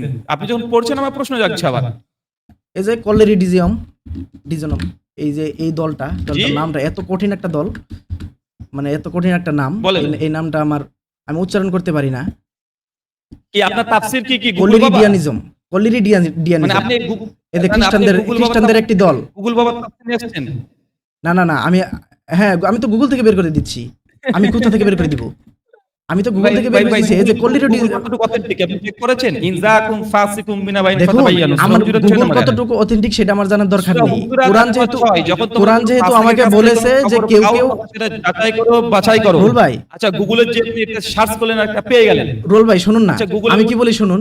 কোরআন যেহেতু বলেছে কেউ কেউ মাতাকে ঈশ্বর রূপে গ্রহণ করে, তাহলে আমি সেটা বিশ্বাস করবো। কে করলো না করলো আমার দেখার বিষয় নাই। আরে ভাই আমি তো বাস্তব দেখছি নাই। আপনি বাস্তবে দেখতে পারেন, কিন্তু আমার তো সেটা দেখার দরকার নাই। আল্লাহ আরে বলেছে আমি বিশ্বাস করি। আশ্চর্য। ভাই এটা কেমন কথা বললেন আপনি? আল্লাহ বলেছে আমি বিশ্বাস করি। সেটা আপনি যাচাই করতেছেন না? কোনটা? আপনি যাচাই করতেছেন, আপনি চাকরি দেখছেন? শুনেন, কাউকে বিশ্বাস করতে গেলে চাকরি দেখছেন আপনি? আমি একটা কথা বলি, না না আমি কোরআনকে যাচাই করি না। আমি কোরআনকে অন্য কিছুকে কোরআন দ্বারা অন্য কিছুকে যাচাই করি। আমি কোরআনকে যাচাই করি না। তো কোরআনে তো বলতেছে যে যখন কোনো ফাসিক তোমার কাছে কোনো সংবাদ নিয়ে আসে কোন ব্যক্তি, হ্যাঁ। তাহলে সেটা যাচাই করে নাও। যাচাই আমি কি দ্বারা করবো? আমি কোরআন দ্বারাই যাচাই করি যে সেটা কোরআনে আছে কিনা। কোনো ফাসিক যদি আমার কাছে কোনো সংবাদ নিয়ে আসে, আমি সেটা কোরআনে যাচাই করি যে আদর্শ কোরআনে আছে কিনা। এইভাবে যাচাই করি আমি। ভাই কোরআনে একাধিক জায়গায় আছে, তুমি কি কোরআন পড়োনি? তুমি আকিলুন, তোমাকে চিন্তা করো না, গবেষণা করো না, যাচাই করো না? তো কোরআন তো বারবার বলছে কোরআন পড়ো। কোরআন বলছে চিন্তা গবেষণা করতে, এবং যাচাই করাটাও আমি কোরআনের মানদণ্ডে করি। আমি সেটা বলেছি, আপনি তো চিন্তা ভাই আমি তো কোরআনের মানদণ্ডে দেখছি যে কোরআন মাজিদ যখন বলছে, কোরআন মাজিদ যখন দাবি করছে এখানে যে মাদার মেরিকে তারা গড হিসেবে বিশ্বাস দেখেন, করে, এই কি আমি মতামতে প্রকাশ পাবে? আপনি শুনেন, কিন্তু আমি দুনিয়াতে এমন কোন খ্রিস্টান আচ্ছা এমন কোন রোল ভাই দেখতে শুনেন, পাচ্ছি না আপনি যে যেহেতু মাদার মেরি বাস্তবে God দেখতে বলে। যাচ্ছেন যে কেউই করে কিনা, বিশ্বাস করে কিনা, যেহেতু বাস্তবে দেখতে যাচ্ছেন, তাহলে তো আমাদের ইউরোপ আর আমেরিকাতে যেতে হবে। সেটার একটা দিনক্ষণ ঠিক করুন, আমাকে নিয়ে চলুন, আমি দেখাই গিয়ে। ভাই দিনক্ষণ ঠিক করার দরকার নেই। আমি দিনক্ষণ গুগল ঠিক থেকে করার দেখাচ্ছি, দরকার আপনি নেই, মেনে একটা নিচ্ছেন না, ফিরকার তাহলে নাম আমাকে বলে দেন। যেয়ে দেখাতে হবে না? একটা ফিরকার নাম বলে দেন, একটা ফিরকার নাম বলে দেন যে এই ফিরকাটা হ্যাঁ। আছে তারা মাদার মেরিকে। হ্যাঁ, হ্যাঁ, জানেন, আমি একটা কথা বলি হ্যাঁ, হ্যাঁ। খুব সহজেই, এখানে গোড়ামি করবেন না, বায়াসড না, কোন রকম বায়াসড না। হ্যাঁ। দেখেন তৃত্ববাদের ব্যাপারে আমরা সকলে, গোটা বিশ্বের সকলে জানে, খ্রিস্টান এটা বিশ্বাস করে father, son and holy ghost, hmm পিতা, পুত্র, পবিত্র আত্মা। হুম পিতা হচ্ছে যিনি সেটা হলো, ঈশ্বর। শুনেন, সেটা হলো ট্রিনিটি বিশ্বাস। সেটা ট্রিনিটি বিশ্বাস যেটা আপনি বলতেছেন। কিন্তু জি। আমি সেই আয়াত দ্বারা যেটা বললাম যে অনেক অনেক দল আছে, বা একটা দল অন্তত আছে, যে দলটা ঈসা আলাইহিস সালামের মা মারিয়ম আলাইহিস সালামকেও ঈশ্বর হিসেবে মনে করে। সেটার সেই দলের নামে আমি বললাম যে স্বীকার করলেন হ্যাঁ? যে ওই পিতা, পুত্র, পবিত্র আত্মা এই তিনজনকে তো ট্রিনিটি মতবাদের অন্তর্ভুক্ত। মাদার মেরি ট্রিনিটির অন্তর্ভুক্ত না। কোরআন থেকে প্রমাণ দেন তো কোথায় দাবি করেছে যে ট্রিনিটির মধ্যে পিতা, পুত্র, পবিত্র আত্মা আছে? মানে আমি বুঝিনি আপনার প্রশ্নটা, আবার বলুন। আচ্ছা, আপনি মাদার মেরিকে ট্রিনিটির বাইরে ধরলেন, তাই তো? না না না, আমি ট্রিনিটির বাইরে ধরিনি তো। আপনি আমাকে বলেছেন যে মাতাকে কেউ ঈশ্বর রূপে গ্রহণ করে কিনা, আমি সেটা আপনাকে বললাম হ্যাঁ অবশ্যই মাতাকে কেউ ঈশ্বর রূপে গ্রহণ করে। আরে ভাই খ্রিস্টানদের শোনেন, আগে তাদের আকীদা বুঝেন। দেখেন আপনি পেঁচাচ্ছেন, কিন্তু আপনি কিন্তু ভাই, আপনি আমি নিজেও কথা জানেন, বলতে পারি। আপনি কিন্তু আল্লাহ নিজেও কোরআনে জানেন। বলছে ওয়ালা তাকুলু সালাসা, হুম তোমরা তৃতীয়বাদ বলো না, তিন ঈশ্বর বলো না। হ্যাঁ ঈশ্বর তো এক, সূরা নিসা হ্যাঁ, আল্লাহ বলেছে। 71, সূরা মাইদা 72, 73, 74 পর পর আছে। হ্যাঁ এখন আল্লাহ এখানে তৃতীয়বাদের কথা উল্লেখ করে দিয়েছে। হুম। এখন এই তৃতীয়বাদের মধ্যে হুম কে কে আছে বলেন তো ভাইজান? এই ট্রিনিটির মধ্যে বলতেছেন? হ্যাঁ, এই ট্রিনিটির মধ্যে কে কে আছে আমি সেটা সঠিকভাবে বলতে পারবো না, তবে আমি দুইজনের কথা বলতে পারবো। কোরআন থেকে আপনি কি জেনেছেন? কোরআন থেকে কি জেনেছেন? আচ্ছা, আমি কোরআন আমার আয়াতটা দেন তো, আমি একটু পড়ে দেখি। কত বললেন? 70 বা নিসার 171, সূরা নিসার 171। 171। আপনি শুধু শুধু এই বিষয়ে কথা বাড়াচ্ছেন, আপনি নিজেও জানেন এই বিষয়গুলো। ভাই হে কিতাবিগণ। আমি তো জানি হাদিস, আমি হাদিস মানে রিয়াদুস সালিহিন মানে, আমি ইতিহাস মানে, তারিখ মানে, আসমা ও রিজাল মানে, আমি সব তো সেটা মানে বললাম, জানি। আমিও তো সেটা মানি, কিন্তু তথ্য ঐতিহাসিক হিসেবে, কিন্তু এখন- বিধান হিসেবে মানি না। আমি সেটা এখন বলেছি। আপনার সঙ্গে যখন কথা বলবো, তখন আপনার সঙ্গে যখন কথা বলবো, তখন আমার জানার তো মূল্য নাই। তখন আমাকে জানতে হবে শুধু কোরআন। হ্যাঁ হ্যাঁ, না আমি তো আপনাকে আমি সেটাই, আপনাকে আমি কোরআন কিন্তু থেকে কোরআন রোল ভাই, বলবো। আমি কিন্তু আপনাকে প্রথমে বলেছি আমি বিধান হিসেবে কোরআনের বাইরে কোনো কিছুকে মানি না, কিন্তু তথ্য ঐচ্ছিক ভাইজান, বিষয় শুনেন, এগুলো শুনেন। হিসেবে, ইতিহাস হিসেবে আমি ওর সবকিছুকেই মানি। কি মানেন? ইতিহাস, তথ্য, পরামর্শ, ঐচ্ছিক এইসব বিষয়গুলো আমি কোরআনের বাইরে অনেক কিছুকে মানি। আমরা কোরআনের বাইরে অনেক কিছু করি, কিন্তু সেগুলো বিধান ভাই হিসেবে করি ফাবি না। আইয়ি হাদিসি বাদা ইউমিনুন, এই আয়াত গেল কোথায়? কি কোনটা আয়াতটা বললেন? সূরা আরাফের 3 নম্বর আয়াত বললেন? ফাবি আইয়ি হাদিসি বাদা ইউমিনুন। হ্যাঁ হ্যাঁ, আল্লাহর হাদিস ব্যতীত তার কোন কথায় বেশি বিশ্বাস করবে, তাই তো? হ্যাঁ, আপনি বিশ্বাস করেন বলছেন হ্যাঁ, ইতিহাস কোনটা- এবার কোথাকার কোরআন মানা হবে? না, আপনি আমাকে বলেছেন যে আমি হাদিস মানি কিনা, আমি বলেছি হাদিসকে আমি বিধান হিসেবে মানি না, তথ্য পরামর্শ হিসেবে মানতেই পারি, ভাই, এগুলো তো না বিধান না হিসেবে না, মানলাম না। এখানে বিধান হিসেবে মানে না চাই না মানেন, শোনেন, একটা প্রশ্ন হ্যাঙ্গিং থেকে গেল, তৃতীয়বার ওটা আপনি জবাব দেবেন। এই প্রসঙ্গে যখন আসছে শোনেন, আচ্ছা, সেটা আপনি আল্লাহ সূরা বলছেন, নিসার 111 নম্বর আল্লাহর এই কিতাবের পরে আল্লাহর এই কিতাবের পরে কোন কথা বিশ্বাস স্থাপন করবে, তার মানে আল্লাহর এই কিতাব ছাড়া দুনিয়াতে আর কোনো কিছু আপনার মানে বিশ্বাস করার মানে কোনো মানে অধিকার আপনার নাই। না, আল্লাহ সেই অর্থে বলেনি, আমি সেটা বুঝিনি। আপনি যেটা বুঝছেন আমি সেটা বুঝিনি। আমি যেটা বুঝেছি যে আল্লাহর কথার পরে আল্লাহ সেখানে বলছে হাদিস, আল্লাহর হাদিসের পরে আর কোন হাদিসে তোমরা বিশ্বাস করবে? আল্লাহর হাদিস কিসের জন্য? বিধান। আমি ওই একটা আয়াত নিয়ে কি করতে পারবো? আল্লাহর হাদিস হলো বিধান, আল্লাহর হাদিসে কুরআন। বিধান আছে ভাইজান, আল্লাহর হাদিসের গল্প নাই, কবিতা নাই। কি বলছেন? হ্যাঁ, গল্প সেগুলো তো আমাদের শিক্ষার জন্য বিধান, সেগুলো থেকে আমরা দোয়া নিচ্ছি না, ইব্রাহিম আলাইহিস সালামের কাছ থেকে আমরা দোয়া নিচ্ছি। ভাই তার মানে এই একটা এত বড় একটা মানে আদবের গল্প বলে আল্লাহ শুধু আছে দেখেন, দোয়া শিখিয়েছেন। আমি বলি না, আমি আপনাকে বলি, আল্লাহ তাআলা একটি আয়াতে বলেছেন, আয়াতটা উদ্ধৃতি দিতে পারছি না। ব্যাপারে মুসা নবীর ব্যাপারে ধরেন এই আল্লাহ 100 আয়াত খরচ করলো, করে শুধু আপনাকে এতটুকু বুঝাবে যে তোকে এতগুলো আমি তোকে গল্প বললাম, তুই শুধু রাব্বানা যালামনা আনফুসানা এটুকু নে, আর দরকার নেই বাকিগুলো। না তাই তো? আর কেন দরকার নেই? আল্লাহ তাআলা বলেছে তো যে তোমাদের জন্য এই পূর্বের যে আমি গল্পগুলো বললাম সেগুলো তোমাদের জন্য নিদর্শন রয়েছে, বা ভূত সম্বন্ধ ব্যক্তিদের জন্য সেখানে বুঝার কিছু রয়েছে। আল্লাহ তাআলা আয়াতে কি বলেছে। বুঝার আছে ভাই? আমি কি আছে বুঝার? আচ্ছা আমি আপনাকে আয়াতটা দেখাচ্ছি। ভাই ওটা সূরা ইউসুফে আছে, আমি জানি। হ্যাঁ, আপনি জানেন তো, বলতে আপনি থাকেন, কিন্তু সহি ভাই এগুলো বলেন। সবই জানেন, আপনি শুধু পেঁচাচ্ছেন। আচ্ছা, আসসালামু আপনি আলাইকুম শুধু রাহুল ভাই। পেঁচাচ্ছেন, আপনি জানেন, আপনি সাজিদ নিজে ভাই আরেকটা বিষয়, একটু সাজিদ ভাই 1 মিনিট, আপনি আরেকটা বিষয় ক্লিয়ার করেন। আপনার যেহেতু আপনি স্পষ্ট করলেন যে আল্লাহ সুবহানাহু ওয়া তাআলার যেটা দিয়েছে সেটা বিধান, পবিত্র কোরআন, এর বাইরে আপনি কিছু মানেন না, আর আল্লাহর বিধান হিসাবে মানেন না। তো আল্লাহ সুবহানাহু ওয়া তাআলা যে বিধানগুলো কোরআনে অর্ধেক বলছে আর অর্ধেক বলে নাই, সেইগুলোর ক্ষেত্রে কি করেন? অর্ধেক বিধান কোনগুলো বলছে একটু আমাকে দিয়েন। যেমন আপনার সূরা আপনার মায়দার 6 নম্বর আয়াত, যে সূরা- তোমরা কোন সূরার? এই নিষিদ্ধ মাসগুলোতে হ্যাঁ, তোমরা যুদ্ধবিরতি করো বা যুদ্ধ হ্যাঁ, নিষিদ্ধ করো না। মাসের কথা বলা হয়েছে। হ্যাঁ, তো ওই নিষিদ্ধ মাসগুলো কোনগুলো? তো এই নিষিদ্ধ- বিধানগুলো আমরা কই থেকে পাবো, যে নিষিদ্ধ মাসগুলো কোনগুলো? আচ্ছা, এটা খুব ভালো একটা প্রশ্ন। এই প্রশ্নের আমি অনেক সম্মুখীন হয়েছি। এমনকি এটা এতটা একটা শিশুতোষ প্রশ্ন। আল্লাহ তাআলা সেখানে নিষিদ্ধ বলেন মাসগুলোর একটু। আল্লাহ তাআলা আরেক জায়গায় বলেছেন যে আমার কাছে অবশ্যই গণনাকারী মাস হলো 12টি। 12টি মাসের নাম কি আল্লাহ তাআলা বলে দিয়েছে? বলে দেয় নাই। এগুলো আগে থেকে প্রচলন ছিল।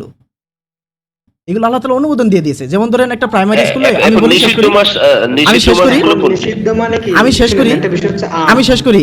শাকিল ভাই যেহেতু প্রসঙ্গটা তুলেছেন। যেটা প্রশ্ন বুঝাতে চাইছে সেটা বুঝাই দেন তাকে। উনি আচ্ছা। কোশ্চেন করছে হচ্ছে, আপনি বললেন 12টা মাস, এটা হচ্ছে আম, তাই না? আম বা 12টা মাস, তাই তো? এখন 12 মাসের মধ্যে কোন 4টা মাস নিষিদ্ধ সেটা আমি বলতেছি। শিহাব ভাই, আমি বলতেছি আমাকে বলতে দেন। শাকিল ভাইয়ের প্রশ্নটা তো আমি বুঝেছি। তিনি বলতেছেন যে নিষিদ্ধ মাসের কথা তো কোরআন উল্লেখ নাই, তাহলে আমি বিধানটা কিভাবে মানবো? তিনি সেটা বলতেছে না, নিষিদ্ধ মাসের কথা তো কোরআন উল্লেখ হ্যাঁ নাই। বলেন, উত্তর দেন। হ্যাঁ, উত্তর দেন আপনি। হ্যাঁ, কোরআনে বলতেছে যে আল্লাহর কাছে গণনাকারী মাস হলো 12টি, এবং তার মধ্যে হলো 4টি সম্মানিত হারাম মাস, সেগুলো বলতেছে। আল্লাহ তাআলা সেখানে প্রচলিত যে আমাদের যে হারাম মাসগুলো ছিল, হযরত মুহাম্মদ সাল্লাল্লাহু আলাইহি ওয়াসাল্লাম যখন তিনি আমরা যদি তাফসিরে যাই, আমরা যদি ইতিহাসে যাই, সেখানেও আপনারা দেখতে পাবেন হযরত মুহাম্মদ সাল্লাল্লাহু আলাইহি ওয়াসাল্লাম যখন কিনা রোজা রাখতো, তখন তিনি পূর্ববর্তী ক্যালেন্ডার অনুযায়ী রাখতো। তখন তিনি পূর্ববর্তী ক্যালেন্ডার অনুযায়ী রাখতো। আপনাদের কথা দ্বারা আপনাদের বোঝাচ্ছি, আপনারা তো হাদিস তাফসীর মানেন, তখন তিনি পূর্ববর্তী কিতাব আরে, ভাই আপনি আমাকে ভাই, দিলে কেমন হবে? ভাই আপনি আমাকে বলতে দেন, শেষ করতে শিহাব দিবেন ভাই, তো? সে আবার আপনারা তো পেশা দুইমুখী করতেছেন। আচরণ করতেছে, দুইমুখী আচরণ না, করতেছে। আমাকে বলতে এখানে দিবেন। তো আমরা আপনার সামনে আমাকে শুধু বলতে কোরআন নিয়ে দেন। বসছি, পবিত্র কোরআন নিয়ে বসছি। হ্যাঁ, পবিত্র কোরআন নেই বলবো। কোশ্চেনটা করছে এটা। আচ্ছা যে শুনেন, যেহেতু কোরআন আপনি যদি বলেন, আপনার শুনুন, এটা আপনার জানার এখতিয়ার পরে কিনা যে কোন 4টা মাসে হ্যাঁ। এটা নিষিদ্ধ করা হয়েছে, এটা আপনার জানার হ্যাঁ এখতিয়ার পরে কিনা? হ্যাঁ, জানার একটু, আমি তো জানলাম তো, আমি হাদিস কোরআন থেকে জানলাম না, আমি তো তাফসীর থেকে জানলাম, আমি ইতিহাস থেকে জানলাম। শিহাব ভাই শুনেন, আমি একটা কথা বলি। আগে আপনি আয়াতটা বের করেন তো, সূরা ওই তওবা 36 নম্বর একটা বের করেন, আগে পড়ি, আগে আমরা পড়ি। 36 নাম্বার না বোধহয়, 5 নাম্বার। আচ্ছা আচ্ছা, আমরা এই রাহুল ভাই ওইটা তাকে দিয়ে পড়ান, আর সে কিন্তু একটা কথার সাথে সাংঘর্ষিক করতেছে। সে বলছে না। আল্লাহর কোরআন বাদে সে অন্য কিছু বিধান মানে না। হ্যাঁ, বিধান তো এখন মানে না সে বলেছে। হ্যাঁ, তাফসীরে হ্যাঁ, গেছে। হ্যাঁ, তাহলে ঠিক বলেছেন। তাফসীর এবং মুহাদ্দিসের হ্যাঁ, কল সে এখন এগুলো বিধান তথ্য, মানতেছে। এগুলো তথ্য। শিহাব ভাই ধরেছে পয়েন্টটা। এগুলো তো Just বিধান না। সঞ্জিত ভাই, আপনি রুল ভাই, আপনি তওবা 36 নম্বর আয়াত পড়েন। 36 না, আমি এর 5 নাম্বার আয়াত। না, আপনি 36টা পড়েন। আচ্ছা, পড়তেছি। আমি তো কোরআনেরই বলছি ভাই, তওরাতের তো আর বলিনি। হ্যাঁ, আপনাকে কিন্তু আমাকে প্রশ্নটা করতে দিয়েন। আপনাকে কিন্তু আমি একটা প্রশ্ন করতে আসছিলাম। হ্যাঁ হ্যাঁ, অবশ্যই অবশ্যই। হ্যাঁ, আমাকে পেছানো শেষ হলে প্রশ্নটা করতে দিয়েন।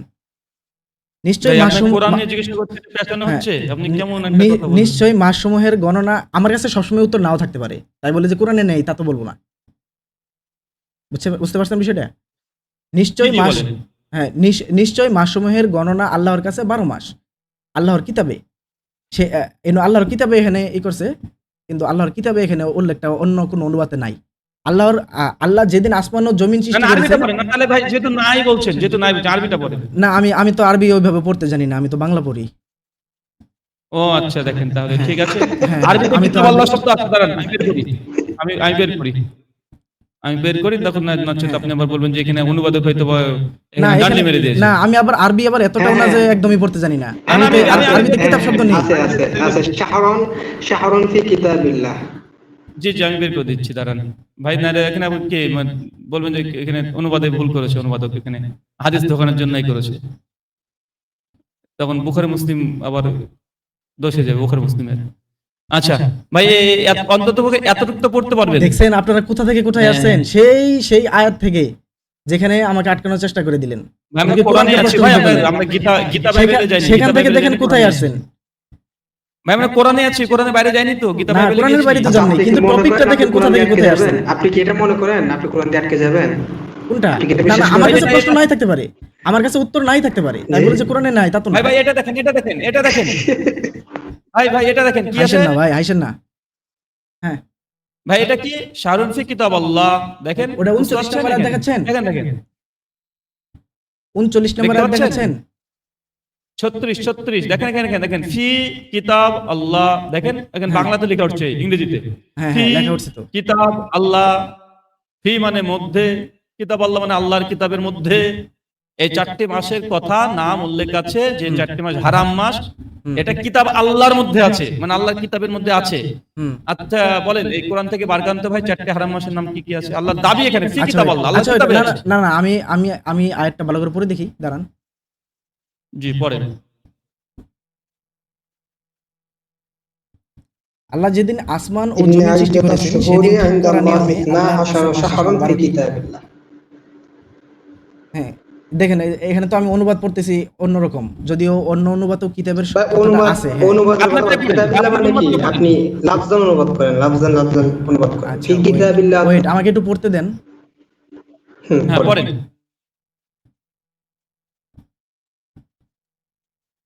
জোরে জোরে পড়েন, জোরে জোরে, আমরা দাঁড়ান একটু না, বুঝি ভাই, জোরে জোরে পড়েন। দাঁড়ান না, আরবিটাকে পড়তে দেন। আরবি জানেন না বলছেন, বা আরবি পড়বেন? না, এতটাও মূর্খ না। আপনার তো এক আয়াত থেকে গিয়ে আরেক আয়াতে গিয়ে পেঁচাচ্ছেন। ভাই, যদিও আমার এটা কোথায় শাকিল ভাইয়ের পাচ্ছেন প্রশ্ন ছিল, ভাই? এটা না, আপনার এটা রাহুল ভাই, এটা কি আমরা তার কাছে জানতে চাই, এটা কি নিষিদ্ধ? কোনটা? মানে এক আয়াতের সহযোগিতা অন্য আয়াত নেওয়া কি নিষিদ্ধ? না, না, আয়াতে নেওয়া ছিল, কিন্তু কোরআনে নিষিদ্ধ? না, টপিক তাহলে পাল্টিয়ে পেছানোর দিয়েছেন। কথা বলতেছেন কেন এখানে? টপিক পাল্টিয়ে দিয়েছেন। ওই আপনার সুবিধার্থে এখানে রাহুল ভাই প্রশ্ন করছে যে আল্লাহ সুবহানাহু ওয়া তাআলা ওই নিষিদ্ধ আচ্ছা যে শুনেন, 4 মাস, আমি কি এটা আপনাদের পবিত্র উল্টা কোরআনে আমাকে বলেন, উল্টা প্রশ্ন করা কি দাবির নিষিদ্ধ? কথা। আমাকে একটা কথা বলুন, উল্টা প্রশ্ন করা কি নিষিদ্ধ? উল্টা প্রশ্ন করা হ্যাঁ, অযৌক্তিক হলে নিষিদ্ধ। অযৌক্তিক না, আমি যদি যৌক্তিক প্রশ্ন করি উল্টা প্রশ্ন, এটা কি নিষিদ্ধ হবে? না, যৌক্তিক প্রশ্ন কখনো নিষিদ্ধ আমাকে একটা না। উল্টা প্রশ্ন করতে দিন, আপনারা তো দিচ্ছেন না। ভাই ভাই ঠিক আছে, আপনি এটা আমাকে ক্লোজ করে দেন। এটা আমাকে একটা উল্টা প্রশ্ন করতে দিন। কিতাবিল্লাহ এটার মানেটা কি? না, কিতাবিল যাচ্ছি তো, আমাকে উল্টা প্রশ্ন করতে দিন। দিচ্ছেন না তো, আপনারা প্রশ্ন করছেন ওকে শুধু, করতে আমাকে দেবো, প্রশ্ন ঠিক করতে আছে, আপনি দিচ্ছেন না। এটা অ্যানসার করে আপনি একটা প্রশ্ন করবেন ইনশাআল্লাহ। জি, জানেন মূলত এখানে আমি যে বিষয়টা বুঝেছি সেটা হলো আল্লাহ তাআলা 4টি মাসের কথা, 4টি মাস হারাম মাসের কথা বলেছেন, এবং 12 মাস যে তার গণনা নাই সেটাও বলেছেন। মূলত আমি এখানে বুঝেছি যে লৌহে মাহফুজে যে আল্লাহ তাআলা যে কোরআনটি রেখেছেন, সেখানে আল্লাহ তাআলা বলেছেন যে আমার গণনা কিতাব অনুযায়ী আমার মাসের সংখ্যা 12টি, আল্লাহ তাআলা সেটা বলেছেন, আমি সেটা ধরে নিয়েছি। লৌহে মাহফুজ এটা কোথায় আপনারা আছে? মানবেন কিনা মানবেন না সেটা আপনাদের বিষয়। আছে। হ্যাঁ, আপনারা মানবেন কিনা আপনারা মানবেন না সেটা আপনাদের বিষয়, আমি মানি ভাই, না। আমরা এখন তো আপনি তো আল্লাহ মানে কি ভাই? এই কিতাব আপনি আল্লাহ তো মানে এখন নিজের মতো ওই যে পথ বাঁচার জন্য, হ্যাঁ হ্যাঁ, আপনি আমি দেখেন, দিকে চলে গেলেন, আমি তাই না? এটা হলো একটা ফি পয়েন্ট, কিতাবিল্লাহ। এটা হলো একটা পয়েন্ট। ফি আরেকটা বিষয় হলো এটা হলো একটা পয়েন্ট। হুম। আরেকটা বিষয় হলো কিতাবের অর্থ সবসময় বই সাজিদ ভাই বোঝায় না, আপনাকে কিতাবের আরেকটা অর্থ কথা বিধান বলি, বোঝায়। সাজিদ ভাই এক মিনিট শাকিল সাজিদ ভাই কিতাব অর্থ কিন্তু বিধানও বোঝায়, জানেন পবিত্র তো? কোরআনে 6236টা আয়াতের ভিতর থেকে তো আপনি আমাদের বুঝাই দিবেন, তাই না? এর বাইরে তো আপনি নিজের মন্তব্য দিতে পারেন না। জি বুঝিনি। লোহে মাহফুজে আছে কি আছে হ্যাঁ কোথায় হ্যাঁ, আছে এটা একটা পয়েন্ট ওটা তো বললাম, আপনি এটা একটা আজগুবি পয়েন্ট, কথা বলতে পারেন না এখানে এটা নিজে একটা বাঁচার পয়েন্ট, জন্য। এটা হলো একটা পয়েন্ট। আরেকটা পয়েন্ট দেখুন, কিতাব অর্থ সবসময় আমরা বই হিসেবে বুঝি, আসলে বই না। কিতাব অর্থ অনেক সময় বিধানকেও বোঝায়। এটা আল্লাহ তাআলা বলেছে আল্লাহর বিধানে মাস সংখ্যা হলো 12টি। সিম্পল বিষয়, আল্লাহর কিতাবে কেন থাকতে হবে? আল্লাহর বিধানে। আল্লাহর বিধান মানে কি? আল্লাহর এটা বিধান যে মাসের সংখ্যা 12টি। আল্লাহর এটা বিধান মাসের সংখ্যা 12টি। এখন আমাকে শুনেন, এখন আমাকে একটা উল্টা প্রশ্ন করতে দিন। কিতাব আল্লাহ, ফি কিতাব আল্লাহ, আল্লাহর বিধান। এদের আল্লাহর এই যে আরবিতে, এই যে আরবির আল্লাহর এখানে বিধান এই যে অনুবাদ দেওয়া, এখানে শব্দের অর্থ দেওয়া বিধান, কিতাব অর্থ বিধান। মানে ফি কিতাব আল্লাহ যখন আসবে তখন আল্লাহর আল্লাহর বিধান। বিধানের ভিতরে, আল্লাহর বিধান কোথায় হয়? না, এটা আমার প্রসঙ্গটা বুঝতে হবে না? আমি কি আল্লাহর বিধান কিসে আছে? ভাই ভাই আল্লাহর বিধানে আপনার আপনার অনুবাদ মেনে নিলাম। হুম। বলছে আল্লাহর নিকটে চারটি এটা আল্লাহ মাস হচ্ছে অনুমোদন হারাম দিয়েছেন। মাস, যা আছে আল্লাহর বিধানে। ভাই শুনেন, আমি যেটা বুঝেছি সেটা এখন আল্লাহর বলি। বিধান কিসে আছে ভাই? আল্লাহর শুনেন, বিধান কিসে আমার আছে? আমার কথাই এটাতে? শুনেন, আমার কথাই কোরআনের কথা হিসেবে ধরবেন না, আমাকে দ্বারা কোরআনকে জাজ করবেন না। আরেকটা বিষয় হলো যে আমি এটা আরে ভাই, বুঝেছি আপনি হলো আল্লাহ যে এটা আপনি অনুমোদন রায় দিয়েছেন। দিচ্ছেন কেন? আপনি রায় আমাদের দিচ্ছেন কাছে কেন? আপনি আমাদের রায় দিচ্ছেন আমাদের যে কাছে আমাদের 12টি এটা- মাস আগে থেকেই ছিল, এবং কি 4টি হারাম মাস আগে থেকে প্রচলন ছিল, যেগুলো আরববাসী হ্যাঁ, ফিরে সেই- আসতো। না ভাই, প্রচলন না, আমি বিধান, আপনি বলছেন বিধান আছে। আগে থেকে আল্লাহ জাস্ট বিধানের বই অনুমোদন আছে। দিয়েছেন। দেখেন, আচ্ছা শিহাব ভাই, আপনাকে আপনাকে একটা আপনাকে একটা প্রচলিত কথা হওয়ার বলি, বিধান। আপনি এই জিনিসটাই বলবেন। শিহাব ভাই, আপনাকে একটা কথা বলি, এই বিষয়টা আপনি করবেন, আপনি আমাকে ক্লিয়ার করবেন। একটা প্রাইমারি স্কুলে প্রতিদিন জাতীয় সঙ্গীত গাওয়া হয়, তো শিক্ষা মন্ত্রণালয় থেকে এসে বলতেছে যে তোমরা এবার থেকে প্রতিদিন জাতীয় সঙ্গীত গাবে। তো মূলত তারা তো জাতীয় সঙ্গীত গাচ্ছিল, আল্লাহ জাস্ট অনুমতি দিয়ে দিলেন। বিষয়টা হলো এরকম, বুঝছেন? আমাদের কাছে 12 মাস আগে থেকেই ছিল, পৃথিবীর শুরু থেকে আল্লাহ তাআলা সেটাই বলেছেন। 12 মাস কিন্তু আমাদের প্রথম কথা হচ্ছে আপনি এখানে বিধান অর্থটা নিছেন, কিতাবিল্লাহ বলেন বিধান, হুম এই বুঝটা আপনি কোরআনে কোন আয়াত থেকে নিছেন? এই যে কোরআনের এই আয়াতে লেখা আছে, এই যে বিধান, এই যে অর্থ লেখা বিধান, হুম? অর্থ লেখা অনুবাদে লেখা বিধান। ভাই এটা তো বাংলা লেখক আর ভাই, লিখেছে। আমি- আরবিতে আহা, তো আমি তো লেখা আছে। আমি তো বাংলা জানি, এখন- বাংলা নিয়ে তো আমি পড়বো। আমি কি ভাই, আরবিটা কোরআনটা কি ব্যাকরণ জানি বাংলাতে নাকি? আসছে নাকি আরবিতে আসছে? কোরআনটা কি আরবিতে আসছে নাকি বাংলাতে আসছে? কোরআন তো আল্লাহ তাআলা আরবি ভাষায় নাযিল করছে। আপনি ডিপেন্ড করবেন কিসের উপর? কোরআনের মূল আয়াতের উপর নাকি অনুবাদের উপর? এখন অনুবাদ হচ্ছে আরবি, এটা একটা শুনেন, সহজ- আরবি থেকে বাংলা করা ঠিক হয়েছে, আছে? আমি বাংলার আমি যেটা বুঝি আমি সেটার উপরেই তো করবো। আমি তো আরবিটা বোঝার চেষ্টা করতেছি, পড়াশোনা ভাই, করতেছি। এই বলে এই না যে আমি একদম পড়াশোনা না করে একদম আরবিটা কি করতেছি। ফি কিতাবিল্লাহ, এটা দ্বারা স্পষ্ট কি বোঝায়? আপনি একটু বলেন, এটা লাভ বিধান। একটু অনুবাদ করেন, আক্ষরিক অনুবাদ করেন, কি ভাই বুঝান? আল্লাহর বিধানে, আল্লাহর কাছে কিতাব তো বা আল্লাহর বিধানও বিধানে বোঝায়। এরকম কিছু বোঝায়। এই যে অনুবাদ আমি পড়তেছি তো, দেখেন আমি অনুবাদ পড়ে শোনাচ্ছি। দেখেন, আল্লাহ যেদিন আসমান ও জমিন সৃষ্টি করেছেন সেদিনের ঠিক করা নিয়মে আল্লাহর কাছে মাসের সংখ্যা 12টি। এর মধ্যে 4টি মাস পবিত্র বা হারাম মাস যেটাকে আমরা বলি, এটাই সঠিক ধর্ম। এই মাসগুলোতে নিজেদের প্রতি অবিচার করো না এবং মুশরিকদের বিরুদ্ধে সবাই একসঙ্গে যুদ্ধ করো, যেমন তারা তোমাদের বিরুদ্ধে একসঙ্গে যুদ্ধ করেছে। জেনে রেখো আল্লাহ মুত্তাকিদের সাথে আছেন। আল্লাহ এনুকে অনুমোদন দিয়ে দিলেন। আমি যেটা বুঝেছি, আপনি যেটা বুঝলেন সেটা আপনার বিষয়। আমি বুঝেছি আল্লাহ এখানে অনুমোদন দিয়ে দিলেন যে আমাদের কাছে যে 4টি মাস আমরা প্রচলন ছিল আমাদের, আল্লাহ সেটা অনুমোদন দিয়ে দিলেন। আপনার পুস্তকে না নেওয়ার জন্য আপনি নিজে বলে দিন, আপনার পুস্তকের জন্য কোরআনের পুস্তক হিসেবে না নেওয়া যায়, তো আপনি নিজেই সব হ্যাঁ বলে হ্যাঁ, দিয়েছেন, আমার বুঝ তাই না? শুনেন, আপনি আমাকে প্রশ্ন করছেন, আমি যেটা বুঝছি আপনাকে বলছি, আপনি মানবেন কিনা মানবেন সেটা না না আপনার না, বিষয়। তাহলে আপনার বুঝতে আপনি কোরআন দিয়ে চালাতে হবে না, আমাদের তো বুঝতে হবে। বিষয়টা হচ্ছে ফি কিতাবিল্লাহ, এটা শুনেন, স্পষ্ট শুনেন, বোঝা এটা যাচ্ছে। আমার উত্তর আমি দিয়েছি, এটা শুনেন। নিজের আরো পেঁচাইতে চান পেঁচাইতে পারেন, আমার উত্তর আমি দিয়েছি। না না না না না, বেশ তো আপনি নিজে বলছেন যে আপনার পতাকা যাতে আমরা এখানে কোরআনের পুস্তক হিসেবে না নিই, আপনার পুস্তকে, তাই না? হ্যাঁ, তো আপনি কি বলতে চাচ্ছেন যে যেমন- কোরআন যেমন সম্পূর্ণরূপে ব্যাখ্যা করে না? আচ্ছা, সমস্ত অনুবাদে কি বিধান হিসেবে করা আছে? আচ্ছা শুনুন, আমি একটা প্রশ্ন করি, আপনি কি বলতে চাচ্ছেন যে পুরো কোরআন বিধান হিসেবে না? সমস্ত অনুবাদে কি বিধান হিসেবে করা আছে? পুরো সমস্ত কোরআন- অনুবাদে কি বিধান হিসেবে নেওয়া আছে? আমি কি বলি আপনাকে, পুরো কোরআন কি সম্পূর্ণ হ্যাঁ, বলেন। ব্যাখ্যাকৃত না, এটা আপনি বিশ্বাস করেন? আপনাকে আমি আপনার আরবি বিশ্বাসটা দেখাবো, বলেন। আপনাকে আমি আরবি আপনার দেখাবো, বিশ্বাস আপনি দিয়ে দেখি কি- কিভাবে অস্বীকার করেন কিনা। আপনাকে আমি আরবি দেখাবো যে পুরো কোরআন ব্যাখ্যাকৃত। কোরআন ব্যাখ্যা তো বলতে বুঝি না, মানে আল্লাহ ব্যাখ্যা করে দিছে। হ্যাঁ, পুরো সুবিস্তারে ব্যাখ্যাকৃত, এমনকি আল্লাহ বলেছেন কোরআন ব্যাখ্যা করে তাহলে দেখতে আল্লাহ। আচ্ছা সাজিদ ভাই, তাহলে এরার ব্যাখ্যা প্রয়োজন নাই, হ্যাঁ, এরার ব্যাখ্যা প্রয়োজন নাই কোনটা? না? কোরআন, তাহলে হ্যাঁ, হ্যাঁ। পবিত্র কোরআনের যে ব্যাখ্যাটা আপনি আপনি দাবি আমাকে করতেছেন just যে এই পুরো answer-টা দেন, না, না, শাকিল না। ভাই, উনি আমাকে answer-টা দিবেন, সমস্ত অনুবাদে কি বিধান অনুবাদ করা আছে? না, সমস্ত অনুবাদে বিধান অনুবাদ করা নাই।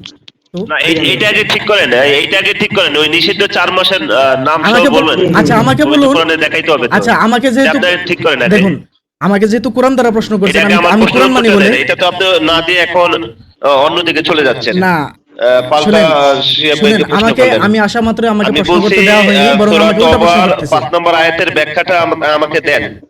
এটা নিষিদ্ধ কোন 4 মাস বলেন? আমি তো সেটা বললাম, যেটা প্রচলন ছিল সেটা আল্লাহ পবিত্র অনুমোদন কোরআন দিয়েছেন। থেকে দেখান, পবিত্র কোরআন থেকে দেখান। পবিত্র কোরআন থেকে তো মাসগুলোর বললাম, নাম আল্লাহ সহ এখানে- উল্লেখ করে দেখান। আল্লাহ এখানে আল্লাহ এখানে অনুমতি দিয়ে দিয়েছেন বা অনুমোদন দিয়ে দিয়েছেন যে আমার কাছে 12টি মানে মাসের সংখ্যা 12টি এবং 4টি মাস হলো পবিত্র।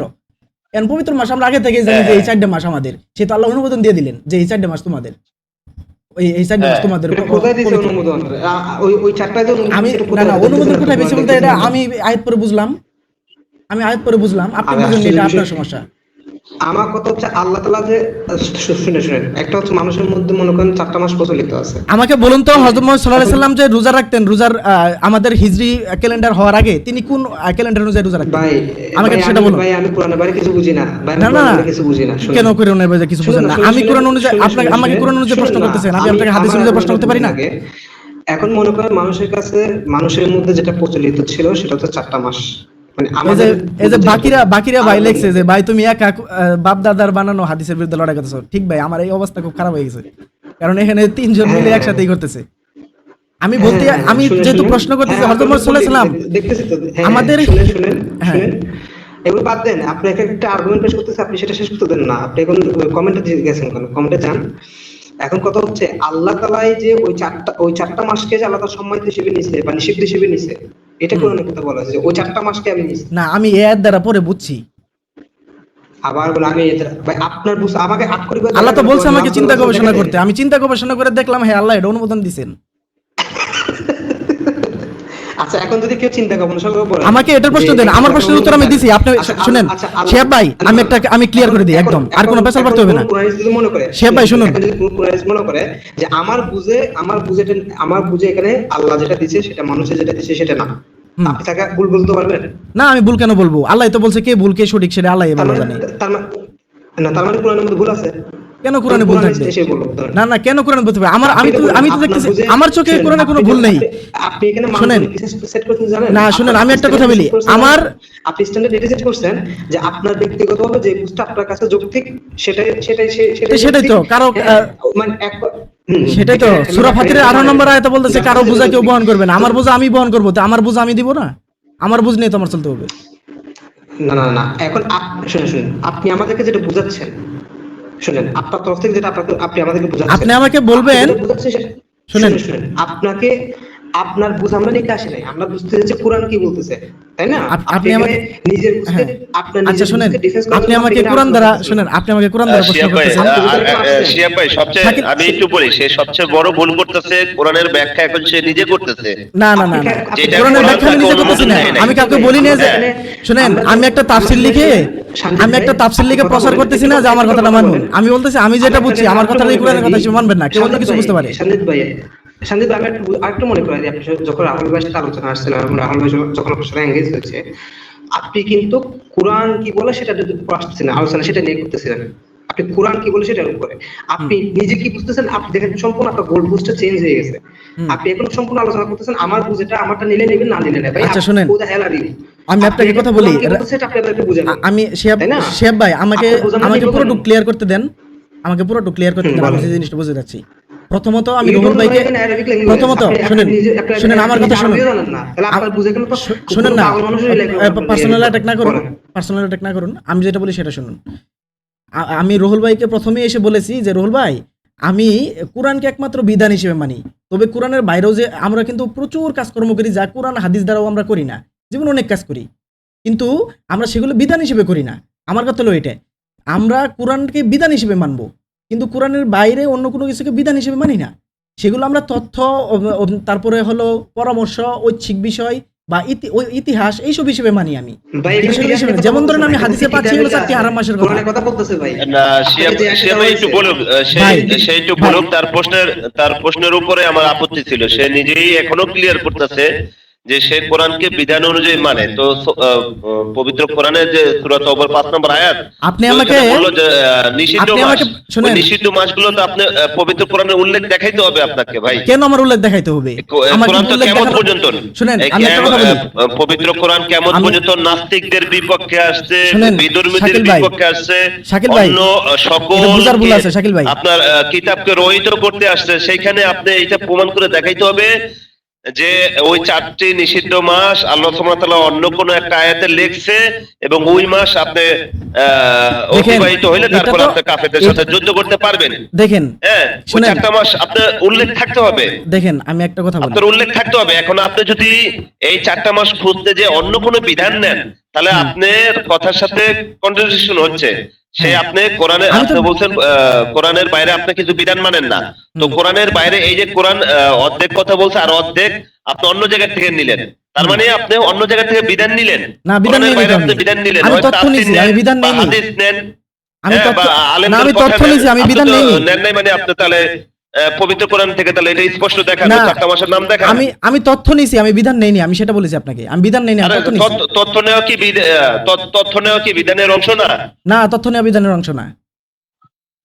আপনি একটা বিধান কমপ্লিট করবেন, একটা বিধান তথ্য নেওয়া কমপ্লিট বিধানের অংশ করবেন, না। এটা কি আপনি আমাকে অংশ না? আপনি আমাকে হাদিস দ্বারাও শুনেন, আপনি আমাকে এটা প্রমাণ করে দিবেন। বুঝেন আগে, শুনেন শুনেন, আপনি জিনিসটা বুঝতেছেন না। আপনাকে বলতেছে আল্লাহ তাআলা এখানে 4টি মাস ফি কিতাবিল্লাহি, আল্লাহ তাআলা কিতাবের মধ্যে আল্লাহ তাআলা নির্ধারণ করে দিয়েছে। তার মানে এটা এখন তথ্য চাচ্ছে না, এটা এখন বিধান হয়ে গেছে। আপনি নিজে কিন্তু বিধান অনুভব হ্যাঁ, করছেন। বিধান হলো, আমরা তো করি নাই। আমি বলি বিধান কোনটা। হ্যাঁ। বিধান হলো সেই মাসগুলোতে ভাই, তোমরা অবিচার করবে না এবং মুশরিকদের বিরুদ্ধে এখন সবাই একসঙ্গে কোন যুদ্ধ মাস? করো। সেটা কি হ্যাঁ। আল্লাহ নির্ধারণ করে দিবে না? দেয় নাই? কোনটা? আচ্ছা, আপনি কি আমি বলছেন? আমি যে উল্টা প্রশ্ন করছি সেটার উত্তর আপনি কেন দিচ্ছেন না? আমার প্রশ্নের উত্তর চাচ্ছেন, আপনারা প্রশ্নের উত্তর দিবেন না, ভাই, সেটা কেমন আপনি- ব্যাপার? আমি আমি তো তো বলতেছি আপনি হযরত মুহাম্মদ সাল্লাল্লাহু আলাইহি সাল্লাম আপনি দেখুন, আরবি আপনি ক্যালেন্ডার, আপনার যেটা, আরবি আপনি ক্যালেন্ডার, যেটার উপর দাঁড়ায় আছেন। শুনেন, হিজরি ক্যালেন্ডার আবিষ্কার হওয়ার আগে হযরত মুহাম্মদ সাল্লাল্লাহু আলাইহি সাল্লাম কোন ক্যালেন্ডার অনুযায়ী 4টি মাসকে নিষিদ্ধ হিসেবে মানতো এবং কোন ক্যালেন্ডার অনুযায়ী রোজা পালন করতো, আমাকে সেটা জানান। কোরআনের বাইরে আমরা কোরআনের বাইরে যাবই না। আমার কেন কোরআনের বাইরে যাবেন না? আমি কোরআনকে একমাত্র জীবন বিধান হিসেবে মানি বলে আপনি কোরআনের উপরে প্রশ্ন তুলতেছেন। না, না, না। কিন্তু আপনি যে হাদিস মানেন, আমি হাদিসের উপরে প্রশ্ন তুলতে পারবো না। শিহাব ভাই সেই একটু প্রমাণ দেখ, তাহলে সাজিদ সাহেব প্রমাণ দেখ যে এই হিজরি ক্যালেন্ডারের আগে রাসূল সাল্লাল্লাহু আলাইহি ওয়াসাল্লাম কি করছে সেটা সেটা আপনি কি আমি বিশ্বাস কেন করেন প্রমাণ সেই দিব? কথাগুলো? আপনারা প্রমাণ দেন যে হিজরি ক্যালেন্ডার আবিষ্কার হওয়ার আগে তিনি কিভাবে রোজা রাখতো। আমরা তো এখানে শানে পবিত্র নজর- কোরআন মাজিদের আলোচনায় আসছি।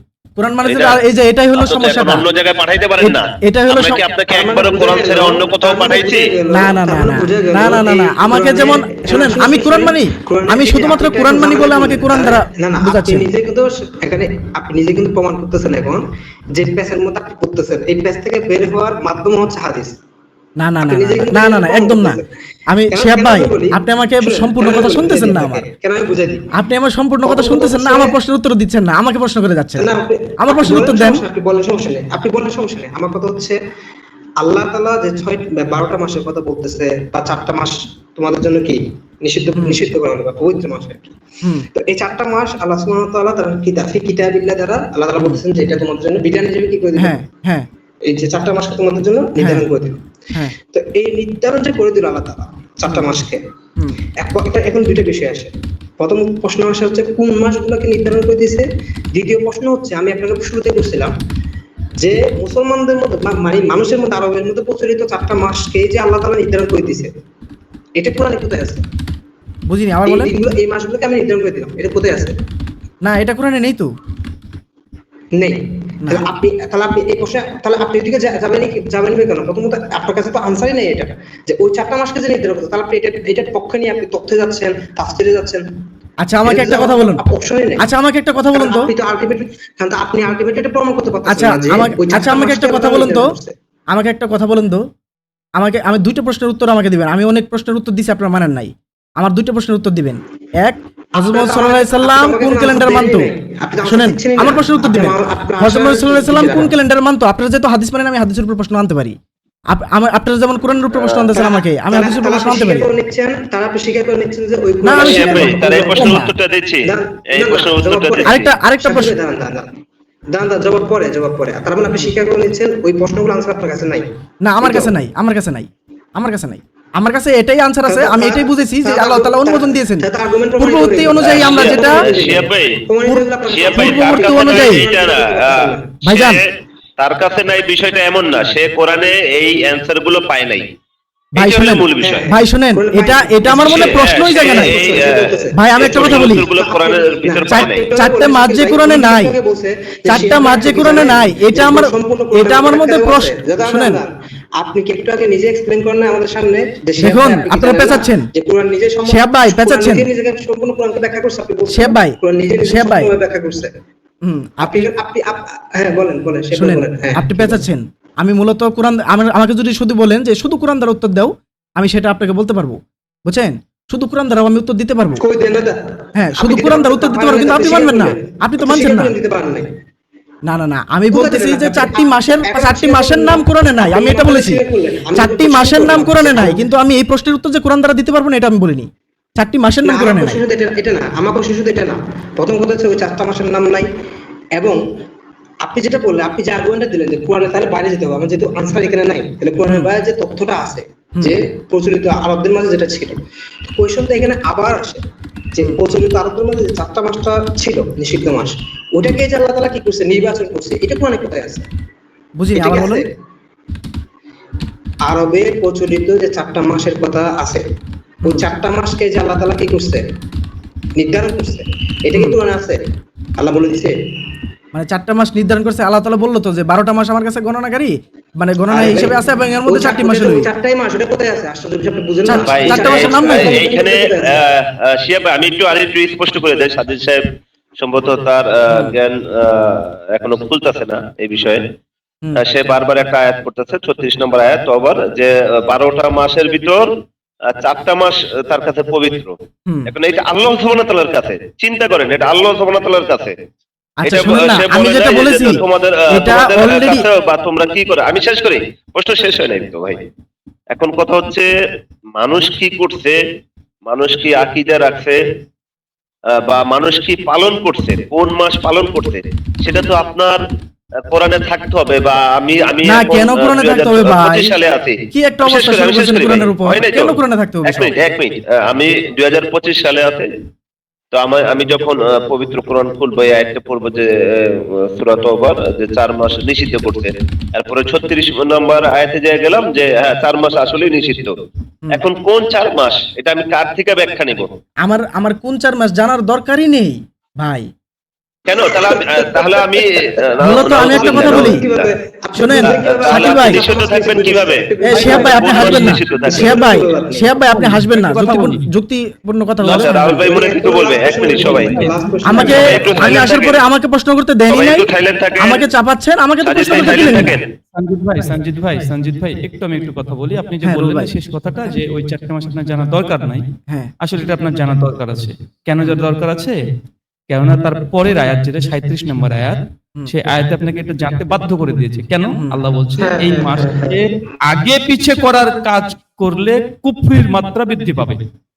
মানে যে 4টে মাস আল্লাহ জানিয়ে দিয়েছেন হারাম মাস, তারপরে বলছে 37 নম্বর আয়াতে এই মাস আগে পিছে করার কাজ কেবল কুফরির মাত্রা বৃদ্ধি পাবে। মানে মাসগুলোর আগে পরে কাজ, মানে যেই হুকুমগুলো আছে আগে পরে করতে পারবে না। এটা ভালো দেখা ভালো যাচ্ছে পয়েন্ট বলেছেন।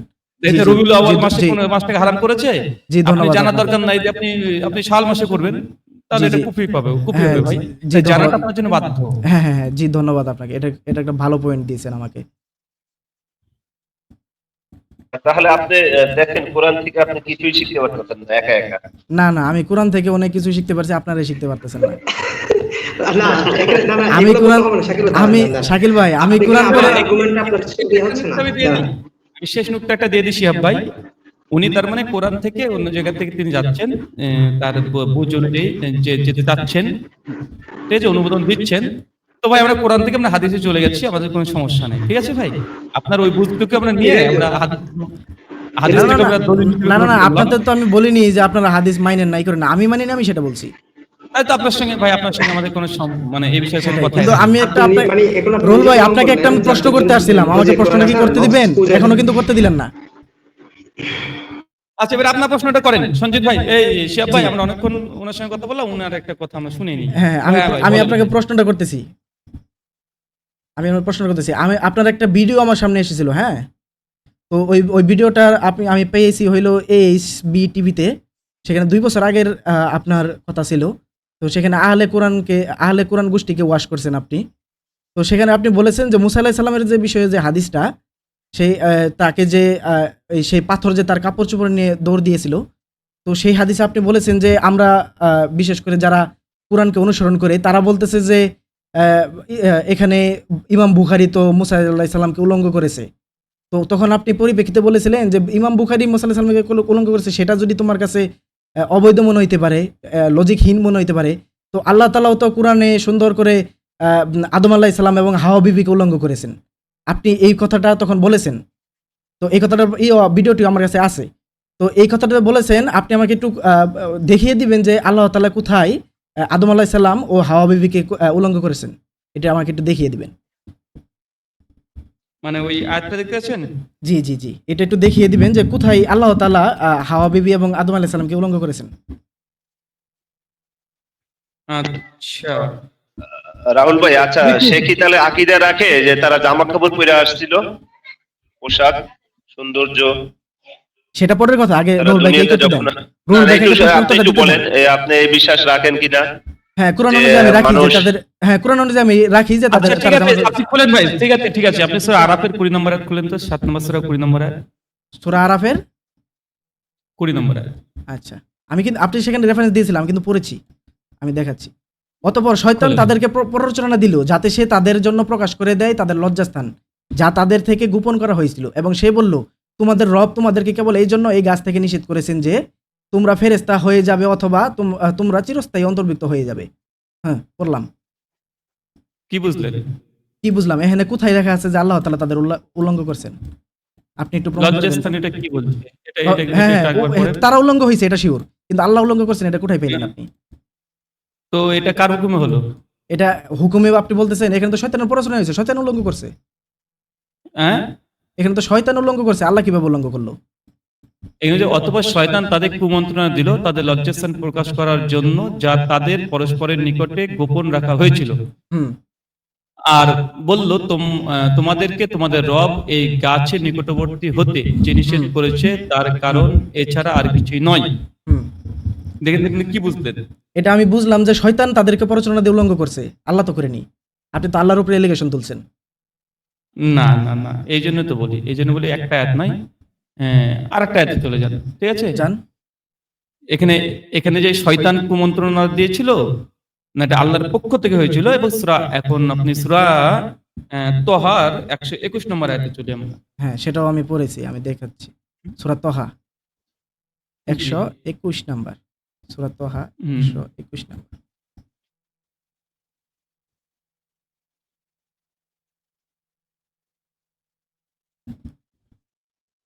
121 নাম্বার। অতঃপর তারা উভয়েই সেই গাছ থেকে খেলো, তখন তাদের উভয়ের সত্য তাদের সামনে প্রকাশ হয়ে পড়ল, এবং তারা জান্নাতের গাছের পাতা দিয়ে নিজেদেরকে আবৃত করতে লাগলো, এবং আদম তার রবের হুকুম অমান্য করলো, ফলে সে বিভ্রান্ত হলো। কই, এখানে তো আল্লাহ উল্লঙ্ঘ করছে বলে লেখা নাই। কি আছে এখানে? অতঃপর তারা স্বামী স্ত্রী দুজনে হুম, সেই গাছ থেকে খেলো। খেলো, হ্যাঁ তখন তাদের সামনে তাদের লজ্জাস্থান খুলে গেল। মানে হ্যাঁ। গাছের ফল খাওয়ার সঙ্গে সঙ্গে হ্যাঁ তাদের কি হলো? হ্যাঁ মানে লজ্জাস্থান খুলে গেল। হ্যাঁ আচ্ছা, এই যে গাছের সঙ্গে ফল খাওয়ার সঙ্গে যে সম্পৃক্ত তাদের উলঙ্গ হওয়া, হ্যাঁ, এটা কি শয়তানকে সেট করে গেছিল, না আল্লাহ সুবহানাহু ওয়া তাআলার পক্ষ থেকে এটাই করা ছিল? যখনই তারা এই ফল খাবে, তাদের একটা সাজাস্বরূপ, আপনি কি লজ্জাস্থান একে অপরের সঙ্গে প্রকাশ পাবে। আপনি কি বলতে চাচ্ছেন যে এখানে শয়তান প্ররোচনা দেয়নি, এমনি এমনি হয়ে গেছে? শয়তানের প্ররোচনায় তারা কি করেছিল? খেয়েছিল, ফল খেয়েছিল। হ্যাঁ আর ফল খাওয়ার সঙ্গে সঙ্গে তারা উলঙ্গ হলো। হ্যাঁ। এই যে ফল খাওয়ার সঙ্গে সঙ্গে উলঙ্গ হওয়া, এই যে বিধান হ্যাঁ বা এই যে সিস্টেম, এই পদ্ধতি, যে ফল খেলো সঙ্গে সঙ্গে উলঙ্গ হয়ে গেল, হুম, তো এটা কি শয়তানের দ্বারা মানে শয়তান তাকে উলঙ্গ করলো, না আল্লাহ সুবহানাহু ওয়া তাআলা মানে এই ফল খেলে তারা উলঙ্গ হয়ে যাবে, এই একটা সিস্টেম আগে থেকে রেখে দিয়েছিল? এটা সিস্টেম আগে থেকে রেখে দিয়েছে এই বলতেছেন? অবশ্যই। মানে আল্লাহ উল্লঙ্ঘ করেছে সেটা শয়তান বলতেছেন? প্ররোচনা করলো, গাছে আল্লাহ বলল গাছের আচ্ছা, ফল তুমি খাবে না। আগে থেকে যে গাছে, শুনেন, আগে থেকে যে আল্লাহ সেটা এখন গাছে, শয়তান করলো কি? আমাকে- শয়তান করলো কি? তাকে প্রলুব্ধ করলো প্রলুব্ধ করে তাকে গাছ পর্যন্ত নিয়ে গেল, ফল খাওয়ালো। আর হ্যাঁ। ফল খাওয়ানোর সঙ্গে সঙ্গে তারা উলঙ্গ হয়ে গেল। হ্যাঁ হলো। এখন যে এই যে উলঙ্গ হলো, ফল খাওয়ার সঙ্গে উলঙ্গ হওয়ার সম্পর্ক, হুম এই শয়তান তাকে বললো যে তুই প্যান্ট খুল, তুই জামা খুল না, হুম। বরং এই ফল খাওয়ার সঙ্গে সঙ্গে তার হচ্ছে পোশাক আল্লাহ সুবহানাহু ওয়া তাআলা ছিনিয়ে নিলেন। হ্যাঁ। যেহেতু আল্লাহ সুবহানাহু ওয়া তাআলা একটা আদেশকে উল্লঙ্ঘন করেছে এই জন্য। এই জন্য না, বরং আল্লাহ তাআলা নিষেধ করেছে, এই জন্য ওখানে গেলে তাদের এই উলঙ্গ হয়ে যাবে। তো ভাই তো একই তো কথা বললাম। তাহলে আমাকে বলুন এখানে আল্লাহ কোথায় উলঙ্গ করলো? আল্লাহ তো নিষেধ করে দিয়েছে। এটা মানে সাজা, আল্লাহ তো তার মানে এটা সাজা, তাই না? না শুনেন, না না না সাধারণত তো আমি ওগুলোর ভিতরে যাবো না, ওগুলো একদম ইয়েদের লেভেলের না না কথা। এটা কি আমি মানে ওগুলোতে এই যাবো যে না। আমি যেটা বলছি আপনি প্রমাণ করবেন যে আল্লাহ তাদের উলঙ্গ করেছেন। এটা কি আল্লাহ পক্ষ থেকে সাজা ছিল না? না না আপনি আমাকে বলুন। আচ্ছা আমি যদি শয়তানের আচ্ছা আচ্ছা আচ্ছা আমি যদি শয়তানের পড়াশোনায় পরে কোনো পাপ করি, সেটা কি আল্লাহ প্রোগ্রাম করে দিয়েছেন আল্লাহর দোষ? না, আল্লাহ তো এখানে প্রয়োজনের কথা না, আল্লাহ বলতেছে এটা খাইলে এটা হবে। সেটা কি আল্লাহর দোষ? তারা শয়তানের পড়াশোনায় পড়ে করলো দেখে তো দোষ, ভাই, তাদের দোষ। একে তো তাদের দোষ, এগুলো শয়তানের দোষ। ভাইজান আপনি ভালো করে পড়ে দেখুন। আল্লাহ পানিশমেন্ট ছিল না, দেখেন এখানে পানিশমেন্ট কি ছিল না? অথবা কোনটা? তারা স্বামী স্ত্রী দুজনে সেই গাছ থেকে খেলো, তখন তাদের সামনে তাদের লজ্জাস্থান খুলে গেল, আর তারা জান্নাতের গাছের পাতা দিয়ে নিজেদেরকে ঢাকতে লাগলেন। হ্যাঁ। আদম তার প্রতিপালকের অবদ্ধত করলো, ফলে সে হ্যাঁ। ভ্রান্ত হয়ে গেল। তো এখানে গাছের ফল খাওয়ার সঙ্গে সঙ্গে আল্লাহ পানিশমেন্ট স্বরূপ কি করলেন? তার লজ্জাস্থান খুলে দিলেন, আর যখন খুলে গেলেন তারা ছোটাছুটি করলো, জান্নাতের পাতা দিয়ে তাদের শরীরটাকে ঢাকার চেষ্টা করলেন। তো এটা পানিশমেন্ট না? না এটা আল্লাহর পানিশমেন্ট না, আদেশকে লঙ্ঘন করার জন্য? এটা তো পানিশমেন্ট না। পানিশমেন্ট তো পরে দিছে, যাতে জান্নাত থেকে তোমরা নেমে যাও। পানিশমেন্ট তো পরে দিতে চাইছে। তো ভাই এটা ভাই ওই একটা পানিশমেন্ট, আর কিছু ছিল না? এই লজ্জাস্থান না, এটা তো লজ্জাস্থান যে খুলে গেল, এটা শয়তান এবং তাদের দুজনের দোষ। এটা তো আল্লাহর দোষ না। আপনি বলছেন আল্লাহ উল্লঙ্ঘ করছে, আল্লাহ কোথায় উল্লঙ্ঘ করছে? আপনি দেখেন তো। নাউজুবিল্লাহ। এই শুনেন সাজিদ ভাই, আমি আপনাকে আমি আপনার কথাটা দেখাই। দিলে সেটা আল্লাহর দোষ ভাইজান, হয়। এই দোষ শব্দটা আপনি শাকিল আল্লাহর ভাই ক্ষেত্রে লাগাচ্ছেন কেন? শাকিল ভাই তিনি নিজে ভিডিওতে বলেছেন, আমি আপনি ভিডিওটা তো আপনাকে শোনাতে নিজে পারবো। ভুল স্বীকার করেন। তিনি শাকিল আল্লাহর ভাই ক্ষেত্রে দোষ শব্দটা লাগাচ্ছেন কেন? রাহুল ভাই তো এখানে বলেন যে আল্লাহর দোষ, সে বলতেছে না, যে না, আল্লাহ না। সুবহানাহু ওয়া তাআলা পানিশমেন্ট দিয়েছে। না শুনেন শাকিল ভাই, আমি সেই কথাটা আমি আপনাকে দেখাতে পারবো। রুহুল ভাই নিজে বলেছেন যে আল্লাহ তাদের উল্লঙ্ঘ করেছেন। আল্লাহ কোথায় উল্লঙ্ঘ করলো? শয়তানের পড়াশোনায় তারা উল্লঙ্ঘ হলো, তাদের দোষ। ভাই আর এখানে দোষ শব্দটা আসছে কোথা থেকে? না, আল্লাহর ক্ষেত্রে দোষ শব্দটা না, দিচ্ছেন এটা কোথা তো থেকে? আপনি যখন বলবেন যে রাহুল ভাই তো আল্লাহ ঠিকই উল্লঙ্ঘ বলছে করছে, এখানে যে আল্লাহ সুবহানাহু ওয়া তাআলা পানিশমেন্ট দিয়েছে। না, punishment না, সেটা দেয়নি। পানিশমেন্ট দেওয়াটা কি আল্লাহ সুবহানাহু ওয়া তাআলার দোষ? শাকিল ভাই একটা জিনিস বুঝতেছি না। আচ্ছা আপনি এখানে অ্যাকশনটা কার দিকে, আপনার মতে এখানে অ্যাকশনটা কার দিকে আমরা সংযুক্ত করতাম বলেন? এই যে কাপড় খুলে গেল, এটা কে করলো? শিহাব ভাই আপনি একটু সুন্দর মতো সেই ভিডিওটা আপনার কাছে আমি পাঠাই দেব, যদি পার্সোনালি কানেক্টেড থাকেন। আপনি ভিডিওটা দেখেন রুহুল ভাই কি বলেছে। রুহুল ভাই কি বলেছে আপনি একটু দেখবেন জাস্ট। আপনি এখানে ভাই শুনুন, আপনি এখানে আপত্তি করছেন, এখানেই বলেন। শুনুন অ্যাকশনটা কে এখন অ্যাকশনটা কে করছে আপনার মতে সেটা কি বলেন? কোনটা? কোন অ্যাকশনটা কে করছে বলতেছেন? ওই যে এই খোলা লজ্জাস্থান খোলা উভয় সতর প্রকাশ হয়ে গেল, মানে সতর প্রকাশ লজ্জাস্থান প্রকাশ হয়ে গেল। মূলত আমি যেটা বুঝছি সেটা আপনাকে বলি, কোরআন পড়ে আমি যেটা বুঝছি। মূলত ওই গাছে আল্লাহ তাআলা প্রোগ্রামই করে দিয়েছিলেন যেন সেখান থেকে যদি তারা খায় তাহলে লজ্জাস্থান উল্লঙ্ঘ হয়ে যাবে, মানে সতর প্রকাশ হয়ে যাবে, যার জন্য আল্লাহ তাআলা যেতে নিষেধ করছেন। কিন্তু তারা দেখেন এটাকে আপনি বলতেছেন আবার বলতে আল্লাহ সেট করছে, কিন্তু আল্লাহ তাদের উল্লঙ্ঘ করছে। কি কথা বলেন এসব? আল্লাহ সেট করছে, আল্লাহ কি তাদের উল্লঙ্ঘন করছে? আমি দেখেন শোনাই, আমি দেখেন এই যে ওয়াজটা আমার এখানে আছে, আমি শোনাই আপনাদের, আমি আপনাদের শোনাই। শুনুন মনে করেন ঘরের মালিক, ঘরের মধ্যে সে একটা ইন্দ্রিয় হাত বসালো, সেখানে সে আলো দিল, ঠিক আছে? এখন কোন ইন্দ্রিয় যদি মানে উনি এমন ভাবে সেটা সেট করছে ফাঁদটা, যে কেউ যদি ওই আলোটা খায় তাহলে সে সাথে সাথে কি হবে? ফাঁদে পড়ে যাবে, তাই না? এখন একটা ইন্দ্রিয় এসে আলোটা খাইলো, সে ফাঁদে পড়লো। তাহলে এই অ্যাকশনটা তো আল্লাহ তো নিষেধই করে দিয়েছেন, সেখানে আল্লাহ কিভাবে করলো? আল্লাহ তো নিষেধই করে দিয়েছেন না, তোমরা যাও না। আরে ফাঁদটা কে বসাইছে? ফাঁদটা সিস্টেম কে করে দিয়েছে? আচ্ছা ফাঁক সিস্টেম আল্লাহ তাআলা করছে, তাই বলে আল্লাহ তো যাইতে নিষেধ করছে? যেমন ধরেন আমাদের আল্লাহ তাআলা তো শয়তানের ক্ষমতা দিয়েছে, আল্লাহ তো শয়তানের প্ররোচনায় না পড়তে নিষেধ করছে। ভাই কথা শুনেন, আপনি কথা শুনেন। আল্লাহ নিষেধ করছে ঠিক আছে, কিন্তু এই যে পানিশমেন্টটা রাহুল ভাই যেটা বুঝেছে, পানিশমেন্টটা যে আল্লাহ তাদেরকে তাদের লজ্জাস্থান মুক্ত করে দেয়, তাদের এটা পানিশমেন্ট না তো, এটা পানিশমেন্ট না তো। পানিশমেন্ট তো পরে দিতে চাইছে, পানিশমেন্ট তো আগে দেয়নি, ওটা হয়ে গেছে যখন প্ররোচনায় পড়ে গেছে, শয়তানের প্ররোচনায় আসলে উলঙ্গ হয়ে গেছে। শত উলঙ্গ হয়ে গেছে, এটা কি ছিল তাহলে? সতর উল্লঙ্ঘ হয়েছে সেটা শয়তানের প্ররোচনায় তারা যখন খেলো, এটা তাদের ভিতরকার আল্লাহ তাআলা পানিশমেন্ট তো করে দিয়েছে। আবার বোকার মতো যদি কথা বলে, শয়তানের দেখেন আমার এই প্ররোচনায় খাইছে, আচ্ছা উলঙ্গ শুনেন, হইলো কিভাবে? শয়তানের প্ররোচনায় সে খাইছে। হ্যাঁ এখানে আবার শুরু থেকে পড়েন যে শয়তানের প্ররোচনায় সে খাইছে, হ্যাঁ। আপনি বারবার বলতেছেন, কিন্তু উলঙ্গ হয়েছে কি শয়তানের প্ররোচনায়? উল্লঙ্ঘ তো শয়তানের প্ররোচনা হলো, শয়তানের যদি প্ররোচনা ওরা যদি নাম মানতো তাহলে কোথায় উল্লঙ্ঘ হতো না। শয়তানের প্ররোচনায় তারা শয়তানের প্ররোচনায় দেখেন তার মানে বুঝলাম আল্লাহ প্রোগ্রামিং করেছিলেন তুমি গাছের কাছে যাবে না, হ্যাঁ। আর গাছের কাছে গেলে উলঙ্গ হয়ে যাবে, এই প্রোগ্রামিং ছিল শয়তানের, তাই তো? না না না শয়তানের পাওয়ার এটা। না না না না গাছের কাছে গেলে, গাছের কাছে গেলে বরং গাছটার ফল যদি তারা খায় বা গাছের কাছে যদি যায় তাদের যে সতর প্রকাশ হয়ে যাবে, এটা আল্লাহ প্রোগ্রাম করে রেখেছিল, যার জন্য আল্লাহ বলেছিল যে তোমরা ওই গাছের ঘুরে যাবে না। হ্যাঁ হ্যাঁ, কিন্তু শেষে যে তারা, আমাকে একটা বলুন, শেষে যে তারা উলঙ্গ হলো, শেষে যে তারা সতর প্রকাশ হলো, এটা কার জন্য? সংবিধান রচনা করা হলো যে তোমরা যদি এই ক্যান্টনমেন্টে যাও তাহলে তোমাকে হত্যা করা হবে, হ্যাঁ বা তোমাকে উলঙ্গ করে ঘুরে নিয়ে বেড়া হবে, হ্যাঁ। বা তোমার প্যান্ট খুলে তো মাথায় পরিয়ে দেওয়া হবে, হ্যাঁ। এই যদি ক্যান্টনমেন্টের ধারে কাছে যাও। আচ্ছা আপনি যেমন উদাহরণ দিলেন, আচ্ছা আপনি একটা উদাহরণ দিলেন, এখন তো দেশের সংবিধান এটা করা হলো, এখন আপনি জানার পরে আপনি সেখানে গেলেন, আমি যদি যে আপনাকে এখন উলঙ্গ করে দেওয়া হলো, এখন আপনাকে কে করলো উলঙ্গ? আচ্ছা আপনি একটা উদাহরণ দিলেন আপনার মতো করে, আমি একটা উদাহরণ দেই, আমি পাপ করলাম, আল্লাহর দোষ, আল্লাহ করে দিছে আমরা পাপ, আমি শয়তানের পড়াশোনাই করছি। না আল্লাহ না, তাকে না, সেট না, করে না, দিছে না, যে আপনি পাপ পাপের করলে সাজা, পাপের সাজা। হ্যাঁ। আল্লাহ বললেন আপনাকে আপনি সাজা হিসেবে না নেন। আচ্ছা আমাকে বলুন, আচ্ছা আমার কথা বলুন। এটা শুনেন, সাজা হিসেবে না নেন, শুনেন, সাজা হিসেবে আপনি বলতে, এটা সাজা হিসেবে না, এটা প্রতিক্রিয়া হিসেবে নেন, এটা ক্রিয়ার প্রতিক্রিয়া হিসেবে দেওয়া হয়েছে তাকে, হ্যাঁ প্রতিক্রিয়া হিসেবে, এজন্য প্রতিক্রিয়া হিসেবে। হ্যাঁ, তো প্রতিক্রিয়াটা কে সেট করছে? এটা তো আপনি নিজে স্বীকার করতেছেন, প্রতিক্রিয়াটা এটা আল্লাহ সুবহানাহু ওয়া তাআলা সেট করে দিয়েছে। শয়তান তো প্ররোচক, শয়তান তো পাপ করাইছে, কিন্তু প্রতিক্রিয়াটা কার? আল্লাহ তাআলা, তাই না? আপনি নরমাল জিনিসটা বুঝতেছেন না। না, সঞ্জিত ভাই বুঝে নিয়েছে নিজে, এখন জোর জবরদস্তি করলে আর কি করার ভাই? সঞ্জিত ভাই, আপনি কথা কি শোনা যাচ্ছে?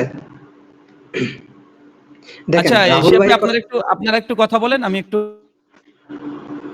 হ্যাঁ, রাহুল ভাই আপনাকে যেটা সুন্দরভাবে বুঝে দিছে, এটা তো ভাই এখানে যে কেউ বুঝবে, মাথা মোটা না হয়তো হবে, এরকম হবে।